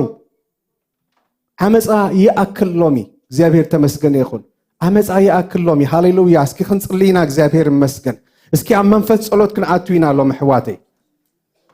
ኣብ ቤት ኣምላኽ ብዙሕ ጉድ ንቤተ ክርስቲያን ሸጊርዋ ዘሎ እዚ ሰበይቲ ዓማፂት ኮይና ኣብ ልዕሊ ሰብኣያ عماصيت كوينا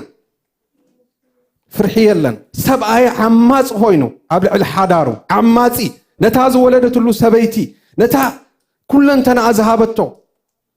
كابانا خبيتنا إز جمر ناب እግዚአብሔር ክንመለሲና ሎም ማንተ ሕዋተይ ናብ እግዚአብሔር ክንመለሲና እንተ ዘይ ኮይኑ ከቶ አይፈልጠካን ክንበሃሊና ሕዋተይ ስለዚ ከም አገልገልት ናብ እግዚአብሔር ክንመለሳለና ሎም ማንቲ በሐቂ አብ ወፃ ዘለኹም ኩልኹም ነዚ ቪዲዮ ትሪዩ ዘለኹም ናብ እግዚአብሔር ንመለሰሉ ዘበን ዘበን ሕዋተይ እዚን ሓደ ዝትንክፋ ይኮነን እግዚአብሔር ይመስገን እዚ ናብ እግዚአብሔር ክንመለስ እግዚአብሔር ዝዛረበና ሕያው ዝኾነ ቃል እዩ በሐዊ ተፈተነ ወርቂ እዩ እዚ እግዚአብሔር ተመስገን ይሁን ስለዚ ሎምስኪ እግዚአብሔር ክረድአና በሐቂ ናብ እግዚአብሔር ክነእዊና ሕዋተይ ነፍስ ወከፍና ርእስና ንመርምር ሎሚ ሰብአይ ምስ ሰበይቲ ምስ ሰብአይ ናብ እግዚአብሔር እስኪ ንመለስ ሕዋተይ ልመለስ እግዚአብሔር ሎሚ ዝዛረበካ ዘሎ ሎሚ ምሸት እንታይ የጋጥመካ እንታይ ትኸውን አይትፈልጥን ኢኻ ብዙሕ መደም መዲብካ ክትከውን ትኽእል ኢኻ ንስኹም ብዙሕ መደም መዲብካ ክትኮኑ ትኽእል ኢኺ ከም ሓዳር ከም አገልገልቲ እግዚአብሔር ሎሚ ናባይ ተመለሱ አነው ናባኹም ክምለስ ይብል አሎ ቃል ይዝብል ዘሎ አነ ይኮንኩን ሕዋተይ ናብ እግዚአብሔር ንመለስ ቀንዴል ሒዘን ነረን ዘን 10 ደናግል ዘይት ግን አይሓዛን ኣብ ሓወይ ዘይት ለካዶ ናብ እግዚአብሔር ተመለስ ከምቲ እግዚአብሔር ዝብለካ ኹን እቲ ዘይቲ ባዕሉ ከዓቁር ውሽጥኻ እግዚአብሔር ተመስገን ይኹን እግዚአብሔር በቃ እቲ ዘይቲ አባኻ ከዓቁር ክጅምር እዩ ኣብ ውሽጥኻ ስለዚ ህይወት ይሕሸካ ሓወይ ህይወት ይሕሸካ ሓፍተይ እቲ ቀንዴል ኣይኮነን ዘድሕነኪ እቲ ክርስቲያን መባልኪ ይኮነን ቸርች መምጻኺ ይኮነን ዕሽር መኽፋልኪ ይኮነን ዕሽር መኽፋልካ ይኮነን መምጻኺ ይኮነን እግዚአብሔር ናባይ ተመለሱ ክፍውሰኩም ይብለና ኣሎ ሓዳርና ክፍወስ እንተዳ ኮይኑ ደቅናውን ክትዕዩ እንተዳ ኮይኖም መንፈሳዊ ህይወትና ክትዕዩ እንተዳ ኮይኑ ናብ እግዚአብሔር ንመለስ እግዚአብሔር ናባይ ተመለሱ አነውን ናባኹም ክምለስ ይብለና ኣሎ አሜን ክዳንኩም ሎሚ ምሸት ሕጽቡ እግዚአብሔር ይመስገን ክዳንኩም አዳልዩ መዓስክ ዘመን ግሽነትካ ከም ትውድ አይትፈልጥን ኢኻ ሎሚ ሰዓት 8 ክኸውን ይኽእል ሶሪ ሎሚ ኣብዚያን ኮለና ክኸውን ይኽእል ሰባት እናምለኹ ሎሚ ንርኢ ኣለና ሰባት ኣብ ቸርች እናምለኹ ከለዉ እንሆ ካብ ቸርች ዝተወስዱ ሰባት ኣለዉ ኣብ ቀረባ ግዜ ሕዋተይ ከይዶም እግዚአብሔር ኣይንፈልጥን ኢና መወዳእቶም እንታይ ኮን ይኸውን ንየሱስ ምቕባል ጥራሕ ይድሕን ድዩ ኣይድሕንን እዩ ግዴታ ኣለካ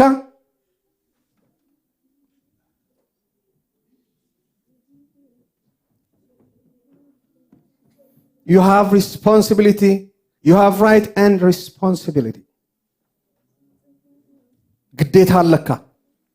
قديتها لك تملس حاوي قديتها لك حفتي تملسي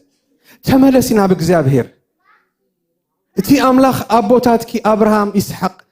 اتي ابوتاتك ابراهام اسحاق نسو يحشكا تا مجمرتا فقري حديكا يا اخامو انه حواتي لتعرى እግዚአብሔር ኣብ ቀረባ እዩ ሕዋተይ ኣብራ ዮሐንስ ከም ይብለና ፍቅርኻ ሓዲካ ያኸሞ ነቲ ቀዋሚ ቀንዴል ካብ ስፍርኡ ከዝብሎ ይብለና ሕዋተይ ክርስቲያን ተሰሚኻ ድሕራ ይፈልጥኔ ተባሂልካ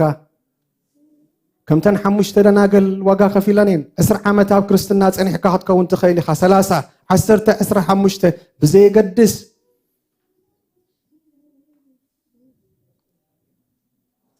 ስለዚህ ሎሚ እግዚአብሔር ክፍውሰኒ ይደልየ ከም ቃሉ ክዕረ እግዚአብሔር ክድግፈኒ ይደልየ በቃ እንብል ሰባት እግዚአብሔር ክረዳና እዩ ናብ ቅድሚት ክንወጽኢና ሕዋተይ አገልገልቲ ዛ ቤተ ክርስቲያን ክጽልዩልና ኢና ህይወት ይሕሸና ሕዋተይ ቂም ክኸውን ይኽእል ካልእ ክኸውን ይኽእል ዘይምዕራይ ካልእ ርድኢት እውን ክኸውን ይኽእል እግዚአብሔር ዝፍውስ አምላኽ እዩ ሕዋተይ ሎም እግዚአብሔር ክፍውስ ኣብ ማእከልና ኣሎ ቃሉ ሊኹልና ኣሎ በአካል ድማ እግዚአብሔር በመንፈስ አማ አከልና ለሞ ንዑ ክንጽልየልኩም ሽማግለታት ክጽልዩልኩም ያ ሕዋተይ ኃይል ትደልዩ ሰባት ነዚ ዘመን ዝጥዒስኩም ክትሓልፉ እትደልዩ ሰባት እግዚአብሔር ክረዳአኩም ይሕዋተይ እግዚአብሔር ክረዳአኩም እዩ ፈቃደኛ ዝኾነ ይምጻ ክንጽልየሉ ሕዋተይ እግዚአብሔር ክፍውሶ أتحساسبه كفوس إجزابير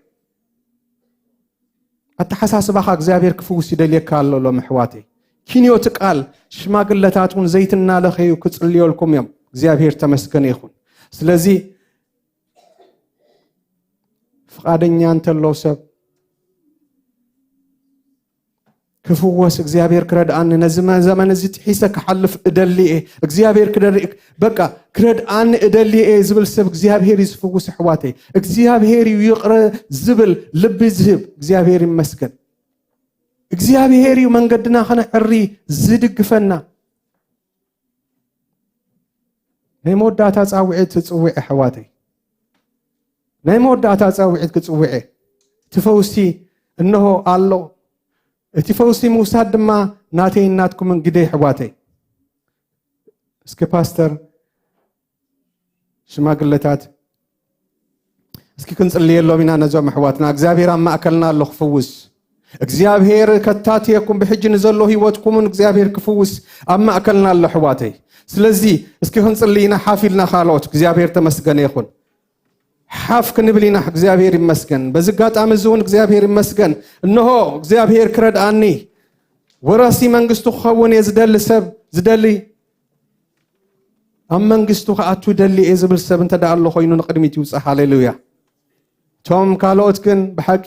ከም አመንቲ ክንጽልየልና እንደል ሰባት እንተ ዳአለና ኮይና ንውጽእ እግዚአብሔር ክፍውሰና እግዚአብሔር ይመስገን ትፈውሲ أمانا أما أكلنا له إجزابير كفوسنا هاليلويا إجزابير كتعنا أما أكلنا له إجزابير تمسكن يخون منفس نكون إجزابير كعي إجزابير كفوس إجزابير مسكن إيد إجزابير قبل علينا خد كونيا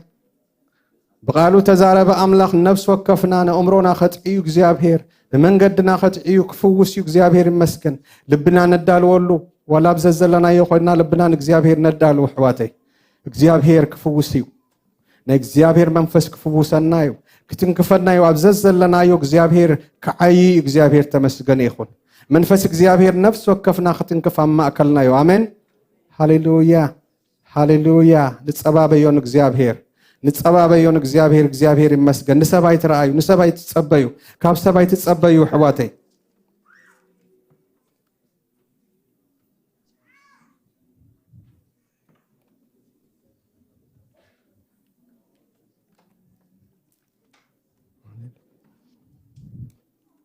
ኢየሱስ ጎይታ ይሁን ሃሌሉያ ንጸልይ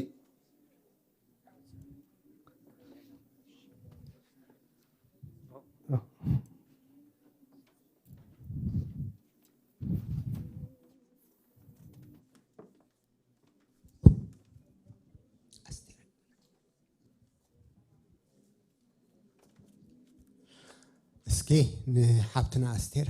ሓቢርና ክንጸልይ ኣለና እግዚአብሔር ይመስገን هللويا እግዚአብሔር በሁሉ ክረዳ ክድግፋ ዘሰጋገር ጸጋ ክህባ በሁሉ ብጥዕና ክባርኻ ሰላም ክህባ ነቲ ዝዋጋ ሁሉ እግዚአብሔር ክዋጋ አላ هللويا ቅዱስን ዘላለማውን ዝኾንካ እግዚአብሔር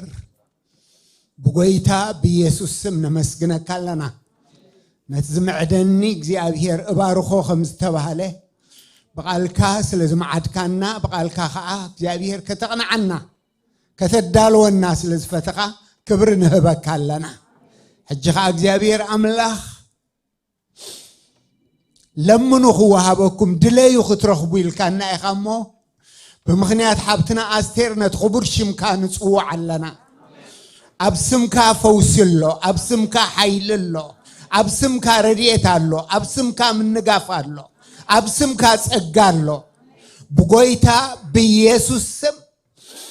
ልባዝ ደልዮ ዘበለ ኸንፈዓትካ እግዚአብሔር ነዝሓብት ዚኣ ከተዕጥቃ በጎይታ በኢየሱስ ስም ጎደላአን እስኻ ክትመልእ በጎይታ በኢየሱስ ስም ነፍሳ መንፈሳ ስጋ ሁሉ ክትዒ በጎይታ በኢየሱስ ስም ካብ መንበስ ብስተኸሳብ ከብድ እግራ እግዚአብሔር አምላኽ ትዘጥዒ መንፈስካ ትዘጥዒ ቃልካ ትዘጥዒ ሽምካ እነሆ ኸጥዕያ ንጽለለና ፈጺምካ ሓይላኸ ትሕድስ ፈጺምካ እምነታኸ ትሕድስ ፈጺምካ ተስፋኣኸ ትሕድስ ኣብ ጽኑዕ ከውሒ ደው ዘብላ እምነትን ምርዳእን ኣብ ልባኸ ትከል እግዚአብሔር አምላኽ ዝሓለፈ ረሲዓ ንቕድሚት ግና መጻያ ግና ንስኻ ብትህባ ጸጋን ሓይልን ንኣኻ ተቐዲሳ ንኣኻ ተፈልያ ብኹሉ ክትመላለስ እግዚአብሔር አምላኽ ንስኻ ጸጋን ሓይልን ዕጥቃ ኣእምሮኣ ዝተባረኸ ይኹን ነፍሰ ስጋኣ ኩሉ ዝጠዓየ ይኹን ትበርትዕ እግዚአብሔር ትወስኽ እግዚአብሔር ስለሰማዕካና ነመስግነካ ኣለና ብኩሉ ዕረፍቲ ስለትህባ ነመስግነካ ኣለና ንኣኻ ነቂሓ ጽበየሉ ጸጋን ቅንኣትን ስለተዕጥቃ ነመስግነካ ኣለና ክብሪ ኩሉ ንዓኻ ይኹን ኢየሱስ ስም አሜን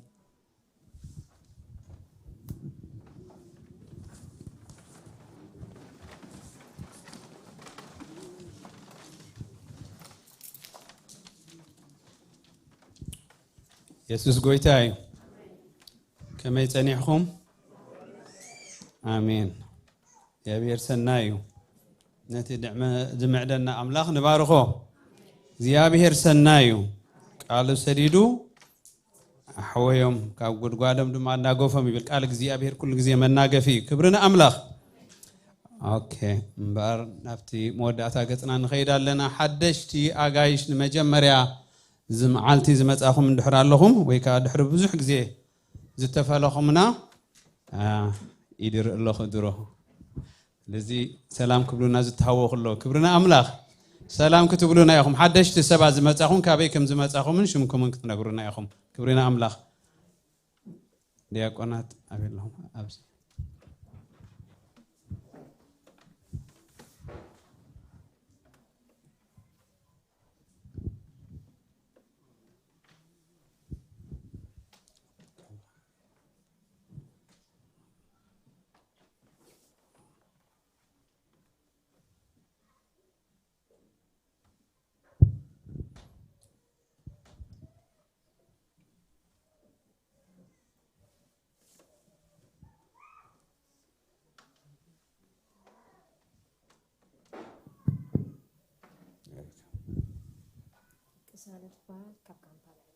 ቅሳነት ካብ ካምፓላ እንኳን በሰላም መጻኺ ሃሌሉያ እግዚአብሔር እንኳን ነገር ክወዳልኪ ክብርና አምላኽ ብዙሓት ዝመጽለው ኸምኡ ክብርና አምላኽ ይኹን ካልኦት ሰባት ኣለው ዶ ኣብዝለ ኣብ ቅድሚት ኣለካ ሓደ ሓውና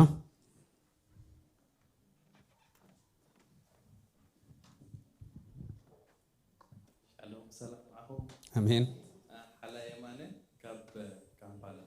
حلاي يماني كاب كامبالا እግዚአብሔር ይመስገን እግዚአብሔር ይመስገን ካልኦትከ ወይ ካኑ ብዙሕ ጊዜ ዝተፈለኹምና እንድሕር ኣለኹም ባሎም መዓልቲ ቅሳነትን ሓላይን እዮም ኣጋይሽና ክብርና አምላኽ ኣብ መወዳእታ ናይ ሻሂ ፕሮግራም ስለ ዘለና ኣብኡ ጽቡቕ ጌርና ክንላለይና ሰላም ክንብለኩም ኢና ክብርና አምላኽ ሃሌሉያ ቀጽለ ስሩዕ መደብ መንእሰያት ዝመጽእ ዘሎ ቀዳም ሰዓት 6 ኣሎ ይብሉለው ቀዳም ሰዓት 6 መራሕቲ ኩሎም ኣገልግሎት ክፍሊ ኣገልግሎታት ናይ ኩሉ ማለት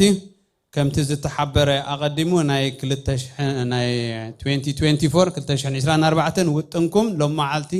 ንፓስተር ባህታ ከተረክቡ ቤተ ክርስቲያን መልእኽቲ ተመሓላልፍ ኣላ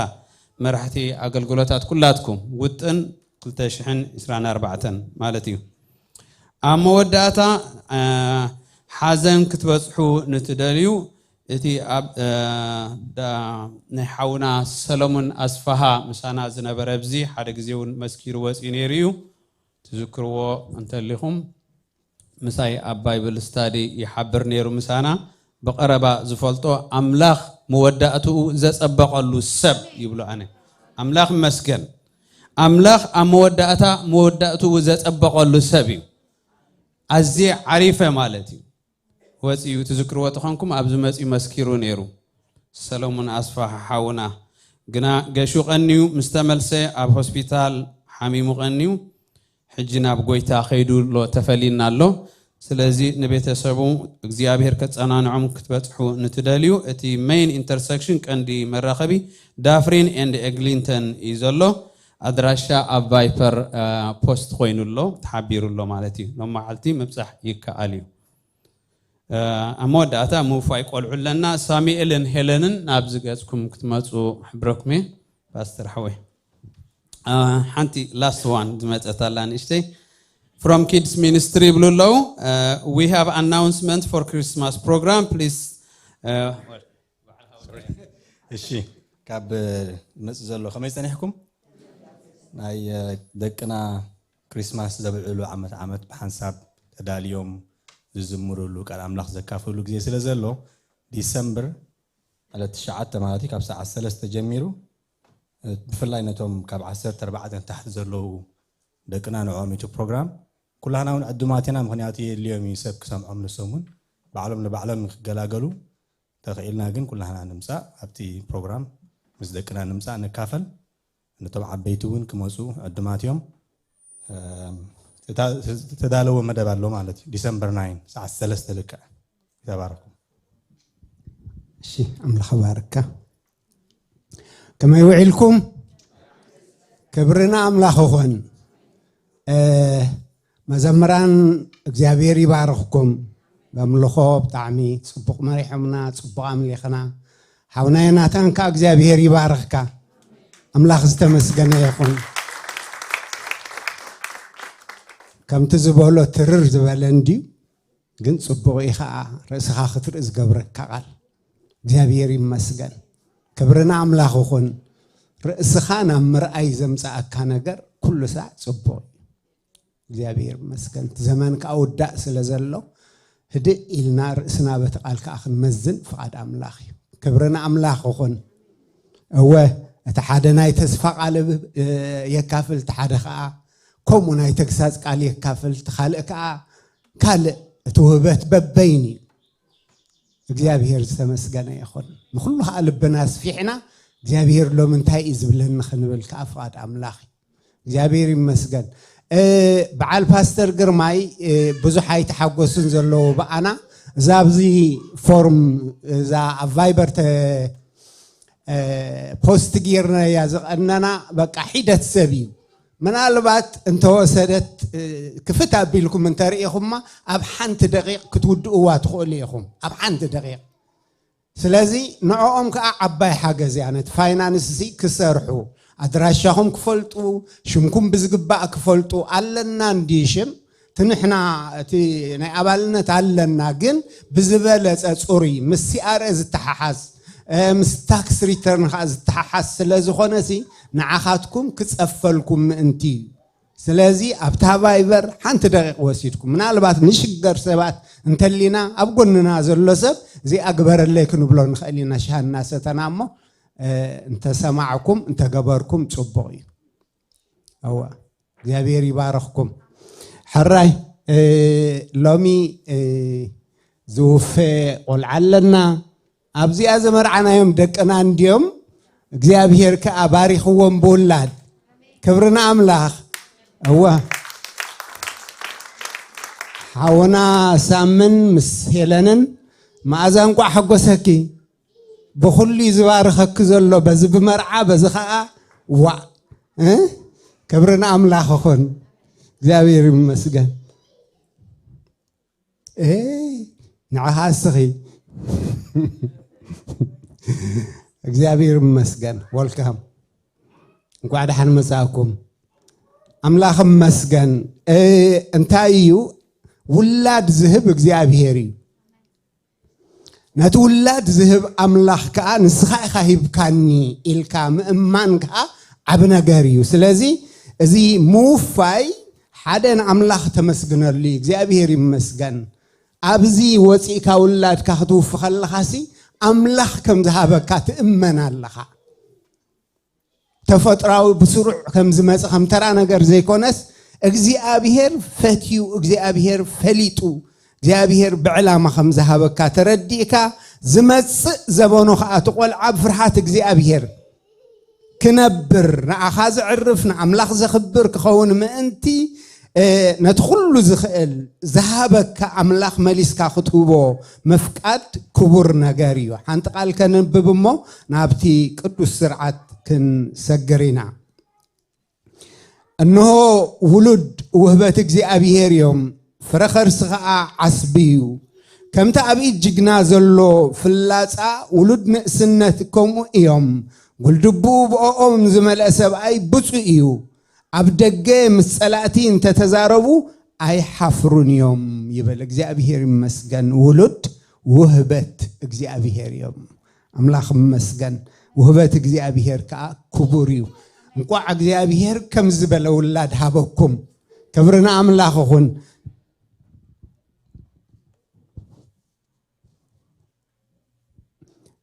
እግዚአብሔር ይመስገን መጀመሪያ ከምቲ ኩሉ ሰዓ ንገብሮ ንዕኦም ቃል ከነእትዎም ኢና ሓላፍነት ከምዚ ሓውና ዮናታን እሲ ሰብሲ መሰል ኣለዎ ሓላፍነት ከ ኣለዎ ዝብል እግዚአብሔር ውላድ ሂብኩም ዝመሰልኩም እዩ እግዚአብሔር ውላድኩም ክሕልወልኩም ይዝመሰልኩም እስኻትኩም ከ ሓላፍነት ኣለኩም حراي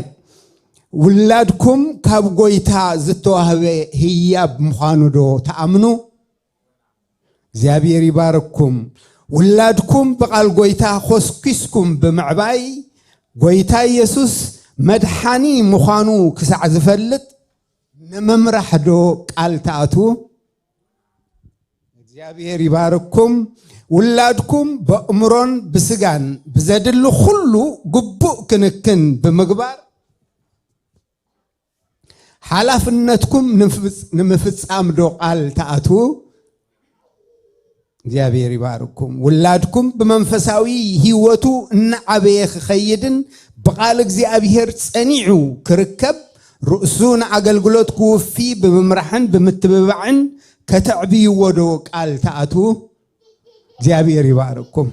ህዝብ አምላክ እንባር ኩላህና ተሲና ነዚ ህፃን እዚ نحناونا بقولنهم بصلوت كندقفهم እግዚአብሔር ነትዛአተውዎ መብጽዓነ ትዛአተውዎ ቃል ዝፍጽሙሉ ጸጋኹቦም ነዚ ህፃን እዚ ከእግዚአብሔር ክኽልሎ ብትሕቲ ክናፉ ክስውሮ እስኪ ኩላህና ንእግዚአብሔርና ማዕቁቦ እዚ ከም ፍቃዱ ዝኾነ ጸሎት ከም ፍቃዱ ዝኾነ ልማኖ እሞ እግዚአብሔር ክሰምዓና እዩ እግዚአብሔር ከ ሰሚዑ ነዚ ህፃን እዚ ሓለው መርሒቱ مكنخانو أبز هزان زي كتنعي እግዚአብሔር ይመስገን እስኪ ነማዕቁብ በኩላና አውልድና ክንርዮ እንደሊ ነገር ልክዕኩም ኡጌርና ውልድና ኩኾነልና እንደልዮ እንሐሰብና አብዝ ህፃን እዚ ካኹም ኹኸውን እግዚአብሔር ይኽእል እግዚአብሔር ከ እሙንዩ اتنو ذهبنا يو حدري كسع مودعتا خحلوك عليو اذا لو من صليا صلوت بحق بامنتن انتو خوينا زمنو كله ختحلوا يا حواتي ترى صلوت ايكونن زي لما نونا خاز هصان زي نولدو زعرف نغزي ابير زخبر كخوني بقى اذا خا غزي ابير زصمرو صلوت اسكتسامعنا نصلي هاليلويا هاليلويا هاليلويا لمنو كوهابكم إلونا الله حجي تزوهابنا أبز هزان زي كنرئيو ندلي أبز بيتساب زي كنرئيو ندلي نسألي هاليلويا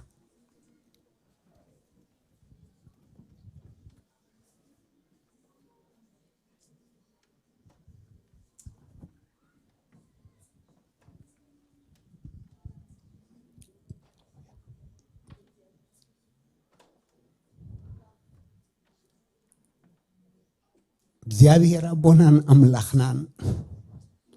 ጎይታ በኢየሱስ ስም ነመስግነካ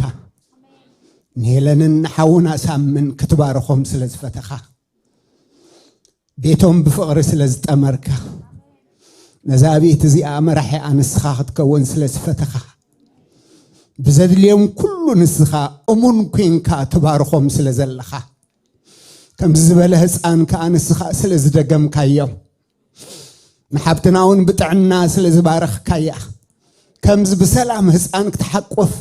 زبيت سبزي بتزجبر كاللهم بتذهب كايم سنة نجر كحجوسو ممليسهم كتامرو كسيابير نسخة سلزردا كايم يمسجنا كاللخو قويتين أملاخين نأمنا لنا خم جوبائي ولد نسخة خم تهب سلزهز أنا زي نمسجنا كالنا سلزهب كايو كله طعي أكلات نمسجنا كالنا جابير أملاخ إنه ولدون عها خمس جنون زهز أنا زي كأهو في قدمنا أم قدمي خا قريبا ما اللومو بروخ جابير زمانه كله زهز أنا زي عند خازت متؤون سخاتك كان خونه زاني خون زمانه كله جابير زهز أنا زي بفرحت كازم ملالس كفو زسأل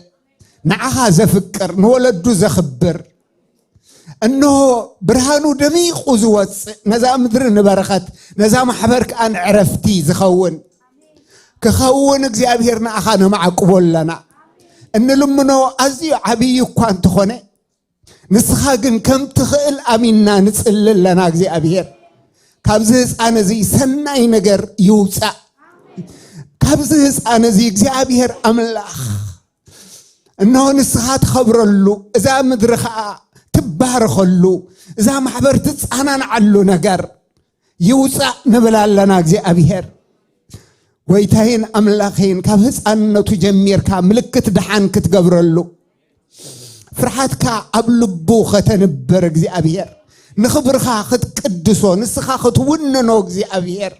نأخانا معقبول لنا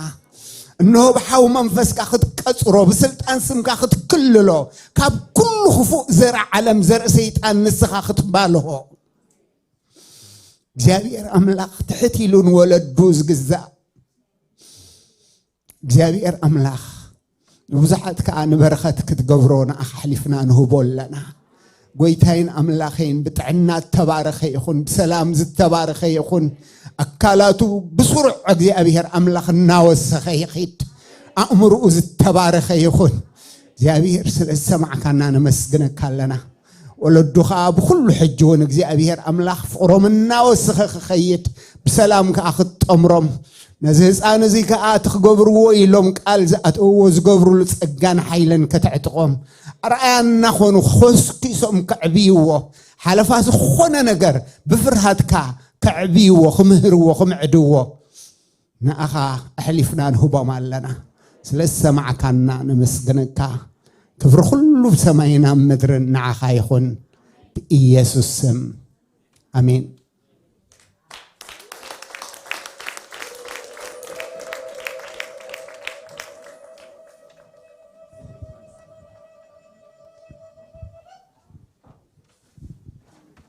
أملاخ زتمسجنا يخون دحان كلها ننتس ودينا هنا بناي برخت قال كان ودينا እግዚአብሔር زتمسجنا يخون هاليلويا እግዚአብሔር يبارككم እግዚአብሔር يحلكم እግዚአብሔር ገጹ ይምለሰልኩም እግዚአብሔር ሰላሙ ይሃብኩም እግዚአብሔር ገጹ ይብራሃልኩም እግዚአብሔር ጸጉኡ ድማ ይሃብኩም ናይ ጎይታና ኢየሱስ ክርስቶስ ፍቅሪ ናይ እግዚአብሔር አቦ ጸጋ ናይ መንፈስ ቅዱስ ሕብረት ምስ ነፍሱ ወከፍኩም ይኹን አሜን ተባረኹ ሰላም